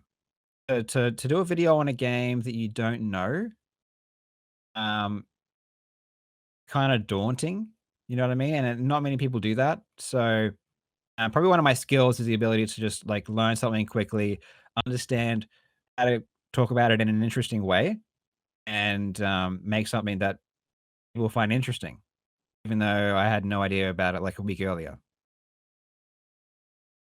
By the But I way, think that's that like there's super. oh, sorry. I gotta say that's a super valuable thing because that means I don't have to be able to. I don't have to have played a game before in the past. If something big happens, I know that I could make a video in a week that would entertain a lot of people, and that's like super handy to have that skill because the possibilities for me and my channel are like wide open. I can sort of do anything. Absolutely. Sorry to cut you off there, by the way. Discord delay can destroy me sometimes. But I think in light of this discussion, something that I've learned, because I do very, very similar analytical videos, but for an entirely different subject, an entirely different genre of game. But it's basically like one thing that I definitely seem to have realized that is common among people that make these kind of videos is the importance of actually being able to play games well. I know it almost sounds like unrelated for video purposes, but if it is about learning something that you obviously have no prior understanding of but are eager to learn, a technique or a certain strategy or whatever, I really think having played a game at a high level in some capacity in the past is really important for that, because you can digest the information really quickly. You can put it into words very quickly if you're used to teaching other people, but also just being able to learn something that would maybe for the average player be quite difficult and take a long time to even get the execution for. That whole process of learn game, learn trick, be able to digest the information quick enough to then put into words for someone else. Like if you're that like good at a game and have been good at previous games or a specific game in the past, I think that whole learning process really gets like sped up. I think, especially if you have expertise in it, like speedrunning or some other kind of genre. I really think that's kind of like an underrated skill to have, is being able to just get it all done quick because you're just naturally good at it. Yeah, well, there's a lot of stuff that I could take for granted just because I've been in speedrunning for so long, and I've seen speedrunning evolve, and I've just seen so much of it that, um, and that has to make things easier for me to be able to contextualize everything and paint a broad picture about something. But also in my own life, I've learned a lot of stuff. So I'm not trying to blow my own horn or anything, but I've learned a lot of skills. So I won't name them all, but I have, and I used to be a guitar teacher as well for a few years. Oh, nice. So having to learn how to sit in front of someone, even though you might be an expert in something, but they're a complete beginner, you have to learn how to convey an idea they understand, and you can't take for granted what you know. You have to be able to step outside of yourself and think from their perspective. One thing that I am good at is, yeah, understanding the perspective of someone who doesn't know anything. A lot of times, the fact that I didn't know about the game going in works to my advantage in creating these videos because I get to experience what it's like to not understand. And then, what questions did I have? What did I have to ask to learn about this? And then I can sort of remember that process so that when I make my video, I can answer my own questions, which are going to be the same as everyone else who doesn't know anything. So the fact that I have to learn new things does help in the process for sure. And also having the ability to appreciate and can communicate ideas that anyone can understand. They don't need to know anything about the games. I try to always make my videos people who don't know anything. So That's I good. used to That's get a really good I used to get approach. like, there's like a tiny percentage of people who don't understand that, and they're like, "Oh, you explain this again in this video?" Um, but I always explain everything again in every video. I'm not gonna take people not gonna, just assume they know something. Um, because yeah, most people they don't mind being explained things again on a basic level, even if they already know it. But yeah, I specifically designed things so that anyone can enjoy it no matter what their experience is. I think it's the right call, because it's like, you always have to also go on the understanding that this might be the first video someone's ever watched of yours. So all the stuff that you might have covered in a previous video is, I mean, to the brand new viewer, it doesn't matter what's been said before because this is their first introduction to it. I was going to say it's actually a good way to approach things because, like, you'd think speedrunning would be such an esoteric thing, you know, like if you look up on YouTube, there's like some real obscure channels that like they're covering how to, I don't know, fix lawnmowers, and they're the lawnmower go-to guy, but it might be so, like so specific the way they explain things. It's not palatable, if you know what I mean. And It's not entertainment. yeah. And speedrunning is kind of like a serious thing, and it can be a bit boring sometimes, like depending on the way it's presented. And that's why I asked back at the start of the podcast, what, you know, how you develop that storytelling side of things, because that is engaging, you know. So I assume like from like your guitar lesson days, like you learn to make learning guitar engaging. Because I tried to learn guitar, and I feel like I had a crappy teacher, and I was not engaged. You know what I mean? So yeah. Here's the It's thing. a good way to approach it. Let's say you like watching boxing, right? Yeah. And famous boxer Mike Tyson or whatever. So if you watch a Tyson fight, it's amazing to watch. Do you really want to sit there for 10 hours and watch him train? I mean, some people Yeah. would, maybe once. But I mean, do you want to? I mean, just the practice side of anything is going to be boring. Yeah. You might go to a concert and see someone play songs, and it's like really interesting. Do you want to sit there for 6 hours and just watch them run scales? I mean, No, of course. the speed running side of things is boring, as is any journey to get to accomplish something great. And great is subjective. Like some people would be like, speed running is not great. You're going to compare it to something else, but you know, any achievement that you do that's better than what you've done before is going to take a lot of practice, and that process is always going to be boring. So the key is take those key moments and then, you know, make it interesting. And one of the biggest things I've learned, not learned, but I just feel like, well, I believe one of the biggest things I believe is that, right, one thing may or may not be interesting intrinsically. Like anything can be interesting if you're passionate about it and you bring that passion out and you explain it in a way that brings excitement out of people. Even if, you know, with the Doom video, you know, it's just a 8-second speed run. Who really cares on the surface? But it's my job to get people excited about it, and it's my job to help them understand why people care about it and why it's exciting. And it doesn't matter how stupid the thing is, whether it's speedrunning or anything else that someone might look at and think that's really dumb. Um, you can make people get excited about it if you're communicated in the right way and you really express what makes it magical, you know? I think that's a really important job too. It's a really important job. I like that Doom video on the 8-second speed run. It's like a 20-minute video or something talking about it. I could send that to my dad, right? And like, he knows nothing about games, but I know that I could send that to him and he would find it engaging and he would get it. Yeah, exactly.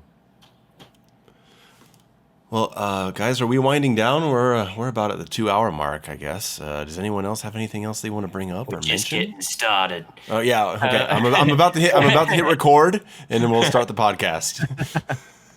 I guess for me, I mean, I've already kind of asked it, but I guess just to put a bit of a bookend to it, where do you see yourself taking your content? Like how long? Like, what's your trajectory? Do you have like a 5-year plan, or are you just going, all right, next year or two, I'm just gonna keep covering speed running on different games? Because like you said a couple minutes ago, you feel like your platform and your brand now is very flexible because you've established yourself. Where do you see yourself taking it? Well, I have goals. Like for example, I've always had the dream to be rich. Well, I mean, anyone does worry about money. I do get it. A lot of people want to be rich. But He's so sincere. I love it. Yeah, it's like, I want a shitload of cash. Right? Yeah. A lot of people want cash, but few people actually dream and believe they can do it. And you know, and are actually taking meaningful steps to get there. I've always had the dream to be rich, and I mean that in a completely sincere way. No, I love it. I love it. Over the years, I've had different ideas about how to get there. And because I feel like I'm a pretty smart dude and I have talent, so I feel like if I just learn how to do it, I could get there. And it seems like YouTube is a way to get there, just based on like where things are heading. And what I've done in the last year and a half, pretty crazy. It's pretty crazy. So I mean, I hope to just keep this going, the trajectory that I'm going right now. I don't seek to make any huge changes to my main channel. I'll probably just do more or less the same thing, just like keep expanding it. Um and But I have like goals outside of it too, Like I do want to stream a little bit, but I also want to, um want to work on my guitar and my piano and um stuff like that, and have an Instagram where I have stuff that's not gaming related. And that's that at the end of the day, this the stuff that I brings happiness. I mean, like, gaming in a way is like junk food, where it feels good at the time. But if that's all you have, it's not healthy at all. And whenever I do that, I'm not happy. So the thing that actually like sustains me emotionally is, my skills. So like playing music and um working out and that kind of stuff. So that's the kind of stuff where I could never do too much of it and then feel sad, which happens if I were to just game. I mean, if I were to, like, in the past, especially, I've gamed a lot, and then after like a couple of months, I'm like, what the fuck did I just do? Uh, I just fucked up. That was a mistake. But I could never. But there are some things in life that I do that I could never feel that way. And so my goal is to build the current channel, because I do love speedrunning and all that kind of stuff, but it's not my true passion. It's not the top of my values. So I want to do that though, because I do want to be well off and make a lot of money for my family and get us in a great position. Then I can take more time to do the other stuff that make me happy, and hopefully I can sort of build up my other stuff and make money through develop a YouTube channel about self development. And um, I want to preach like living a well-rounded life. I mean, I'm a huge gamer, but also married and just had a son. And I try to keep fit, and I have other skills, and I have a social circle and all that kind of stuff. Um, so I think that's what people should have. And growing up as a gamer, I'm getting full serious here. I'm so sorry about that, but This is great stuff. I'm gonna put like the Independence Day theme behind this. but growing up as a nerd, I know the struggles of being a nerd, and a lot of nerds, it's too much gaming, not enough real life.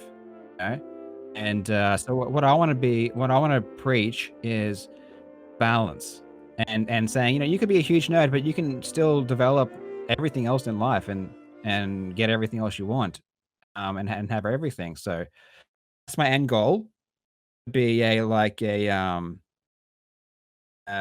mentor or life coach or whatever, um, for people like I used to be, which is like a full nerd, um,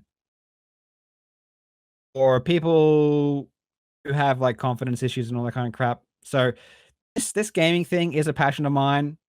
It's not the be all and end all. And the one thing that I always try and do is like try to take myself out of it, because you can get totally sucked in. And a lot of I know a lot of YouTubers have this problem where like YouTube just becomes their life, and it's like everything's about YouTube or whatever platform they've got content on, or social media. Social media becomes everything. And it's I have the goal with YouTube and all that kind of stuff, but I'm also trying to not get sucked in. Always remember to still care about everything else. Um, Yeah, balance. so yeah, the balance thing. the balance thing is where it's at. But I think the in the near future, I just want to keep growing this channel. I do have big plans for myself. I hope to get 1 million subscribers, and I hope to be very well known. And I would love to, do like retro gaming content. And when I make videos on speedrunning old games, I don't want to just do the speedrunning aspect. I want to combine like the history of the game and talk about when the game came out, talk about the game, then also insert the speedrunning elements to it. That'd be so cool. And that is not really done. And when you see videos on speedrunning, it's just covering the speedrunning aspect of it. But I want to cover like everything, you know? Sure. Is there anyone that you would like to collaborate with? Like, you think we could ever see a Summoning Salt Karl Jobst collaboration video on something? Yeah, I'm not sure about Summoning Salt. He's kind of isolated. Yeah, there are some collabs. Like I mentioned, I want to collab with like my favorite YouTubers that I watched. Like I said, like Lazy Game Reviews, I'd love to do a collab with him because I'm into retro gaming and he covers a lot of these games. Like he's covered Doom and Nukem 3D and like tons of old school games that I've grown up on. I'd love to. I mean, that was kind of like one of my big goals was to collab and be friends with some of these YouTubers that I loved. I mean, it's a kind of a crazy thing. 5 years ago, I was watching a lot of YouTube and loving these channels, and now I have my own channel and sort of becoming to other people what these other YouTubers were to me. You know what I mean? Um, I'd love to, talk to these other YouTubers, and that'd be really cool. I mean, it's kind of nerve wracking though, you know. It's nerve wracking to say to reach out to someone and say, "Hey, do you want to collab?" Because you don't know anything about them, even though you like their content. But one of my end goals is to make a lot of collabs, but it's hard to know how to do it, and it's hard to know because I've got viewers that like my content. I mean, are they going to like this other person? Even if I might like them, I don't know how my viewers are going to take it.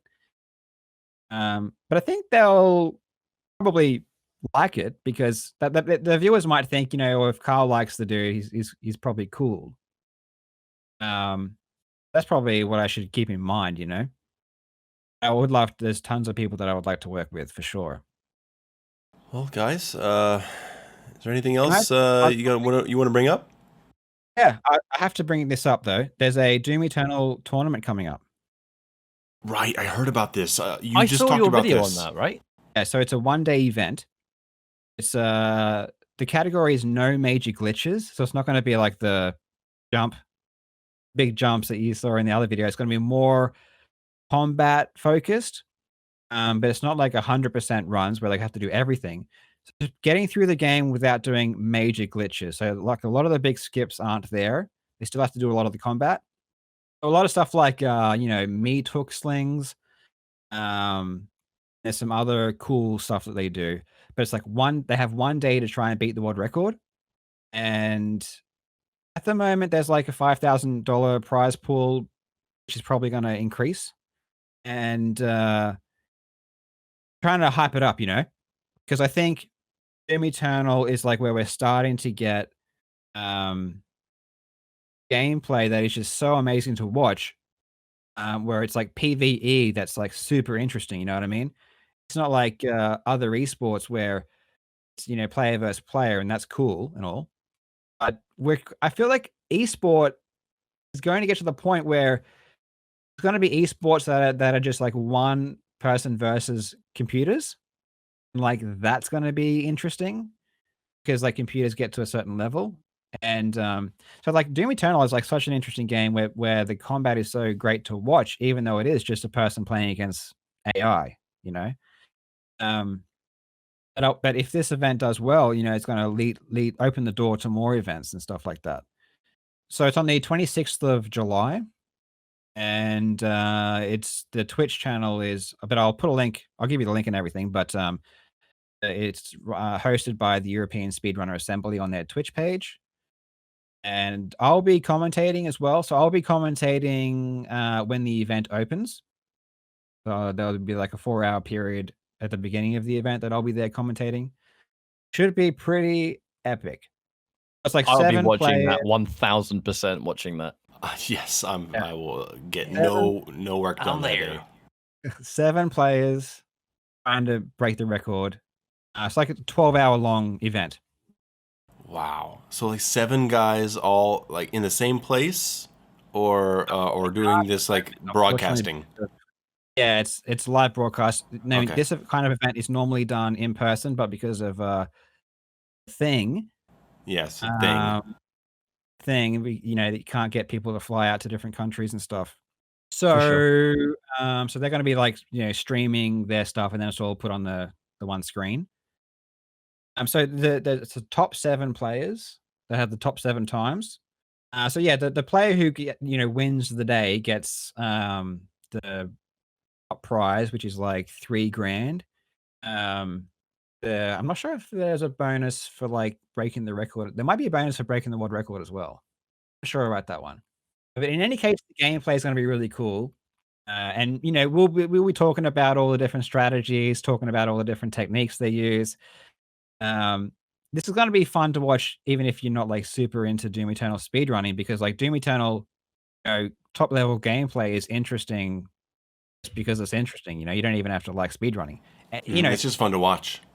Even if you don't know, even if you don't follow speedrunning, the Doom Eternal, like the Ultra Nightmare runs, for example, they're just awesome to watch.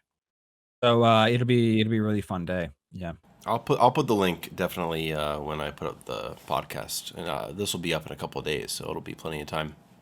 Spud, you want to give Karl the traditional ending question?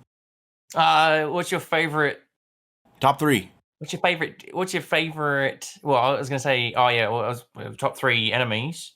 So Doom Eternal, top 3 enemies. But what's your favorite gun as well? I'm adding my own little spice there. So favorite weapon and top 3 enemies.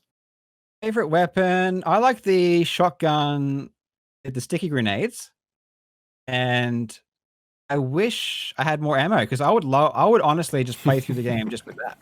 I'm not a big fan of like I'm super minimalistic generally, so I just love the idea of I just love the simplicity of it. I'm not I don't like the plasma. I don't like energy weapons. So have any of you guys played like Fallout? Yeah, long time ago. Yeah. Fallout, I don't like energy weapons, just about guns. So, if I could, I would only use a sticky grenade. And top 3 favorite enemies. They could be the ones that were the most fun to fight, or the ones you think are the coolest in design, or the coolest in the way they behave, whatever. Well, one of my least favorite. Can I give you my? Go for it. Not a fan of the pinky. Okay, why is that? Because in design, I can't really. Yeah, I can't really just fight it straight on, And my memory of the pinky is from like the original Doom. It didn't have like that, like the whole weak spot mechanism.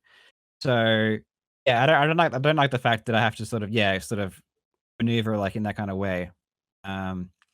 Trying to think here about the enemies that I like. And to be honest, I mean, it's a tough game, like I don't have because I suck so much, I don't have like pleasant memories of gaming. It's PTSD. It's like I don't actually have a favorite enemy. They're all evil. They're all pretty hard. Yeah, that's true. How about what about this? What's your take on the Marauder? Did you get that far? Don't think I'm not sure if I did. Okay. Well, then how about the Whiplash, the snake slithering one? Annoying. I mean, they're all just annoying. They're all just. Yeah.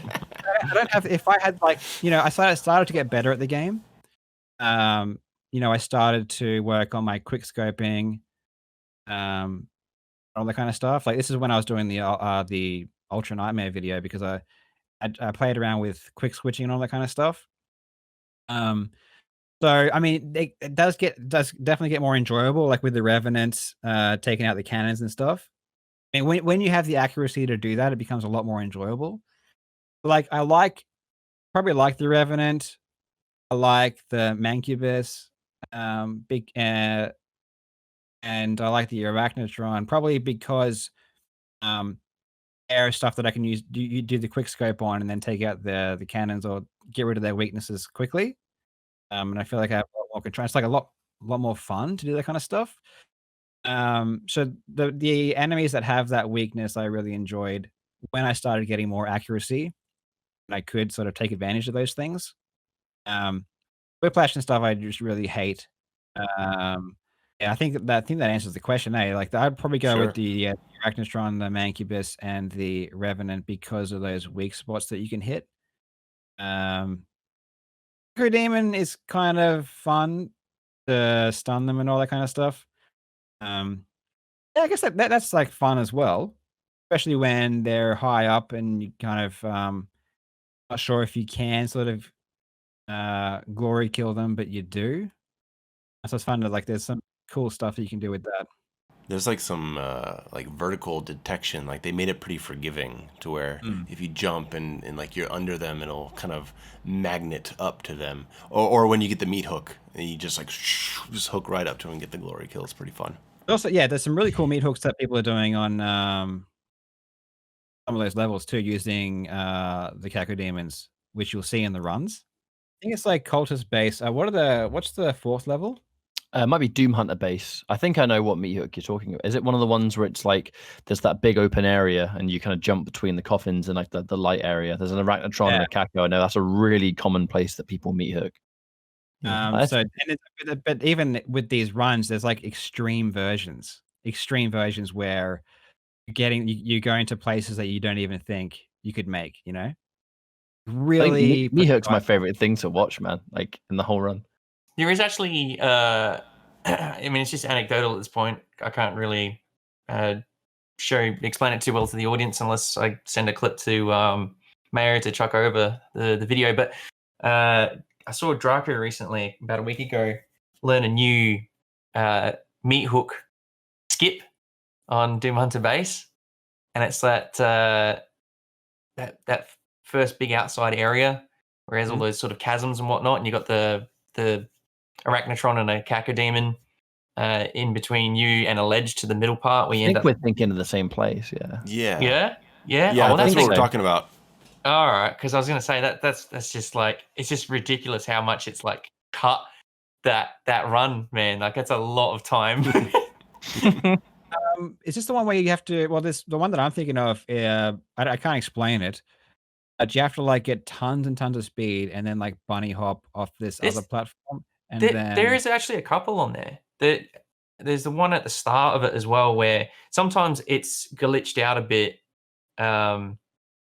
Like sometimes the imps won't spawn, but basically as soon as the train stops after that first encounter at the beginning of the map, there's two ledges above you and there's two imps that spawn, and sometimes they drop down instantly, but sometimes they'll also like stagnate, but their AI just won't move and they'll stay up there, and you can like launch yourself up there, get the token, the Praetor Suit token, and you've just skipped like about a minute there. So there's heaps of them in Doom Hunter base now, thinking of it for the meat hook compared to a lot of the other maps. There's a lot of sorry, as a tangent. Demons float around on that level as well, in those open gap areas. So I'm gonna be over the next like 2 weeks studying the no major glitches run heaps, because I have to like really get good at knowing everything in the game. Well, guys, have we come to the end of this? I think we have. I feel like these episodes get longer and longer. We just have more and more and more to talk about, and it's great. Yeah, no, it's this has been really, really fun. Karl, we all want to thank you for coming on the podcast. This has been just a really nice conversation. Thank you for inviting me on. I appreciate it. Maybe if you're still around, we'll do part 2. Yeah, someday. maybe. Yeah, I'm sure I speak for everyone. We'd love to have you back on sometime. Absolutely. Yeah, I really enjoyed it. Thank you so much. Great. Well, I guess that's gonna be it. Ketchup, you want to plug the Friday Night Fights? Yeah, I think it's tradition at this point, isn't it? I'll keep it free for everyone, but for those that like or are interested in competitive Doom Eternal multiplayer, I know it's interesting that Doom Eternal has so many ways to be competitive. Speedrunning, single player, battle mode is there too. If anyone is interested in that element of things, though, myself and Tokyo Punch Out every Friday at 7:30 p.m. ET do Friday Night Fights. It's a community competitive where we have players, they record their matches ahead of time, everyone records their point of view, it's then edited together to create a spectator experience with some added graphics for their upgrades and all that stuff. Pretty much a spectator experience, and you can find it every single week where we bring the players in, have a chat, have a discussion about their playstyle, the demons, whatever it is. It's an interesting point in the game's current patch. There's a lot of things to constantly talk about, and players can be quite creative with their demon comps, which is a really big thing, and obviously Torment, a new map that's just been introduced. We're currently doing an invitational where we've rounded up some of the absolute best slayers and demons combined. They're playing round robin currently. We're about to go into week 5 already, and there's going to be a finals at the end of things where we really get to see what the absolute highest level of battle mode looks like. And it's already quite an enjoyable experience for a lot of people, I like to think. And if you're interested in it, 7:30 p.m. ET every Friday, twitch.tv/Bethesda. That's all there is to it. Cheers, everyone, and thank you very much. Spud, you're up. All right. Absolute phenomenal podcast. Thanks for coming on, Carl. It was huge. Stay on with the BS everyone. If I'm plugging myself, I guess I'm the Spud Hunter, and you can find me on twitch.tv/the Spud Hunter. I play the odd battle mode game here and there. I'd be smashing Friday Night Fights myself, but I ping too hard from Australia. And if you want to see some transdimensional gameplay on my 200 ping, I'll be doing the odd battle mode once or twice a week on one of the weeknights, and I'll catch you there. Over to you, Mayo. You guys, if you're listening to the podcast, you already know my YouTube channel. So, but I'm also doing a lot of Twitch streaming lately. A lot of brawler mode, ultra nightmare testing is going on my channel, twitch.tv/under the Mayo. This morning I just put up a video on Doom's player creativity. I just put out a video analyzing the director's cut of Aliens. Go check that out. We're going to put links to Karl's YouTube below, and also a link to that Doom Eternal tournament. And so thank you everyone for listening. Thank you, Karl, for coming on, and we'll see you in the next podcast. Bye, everyone.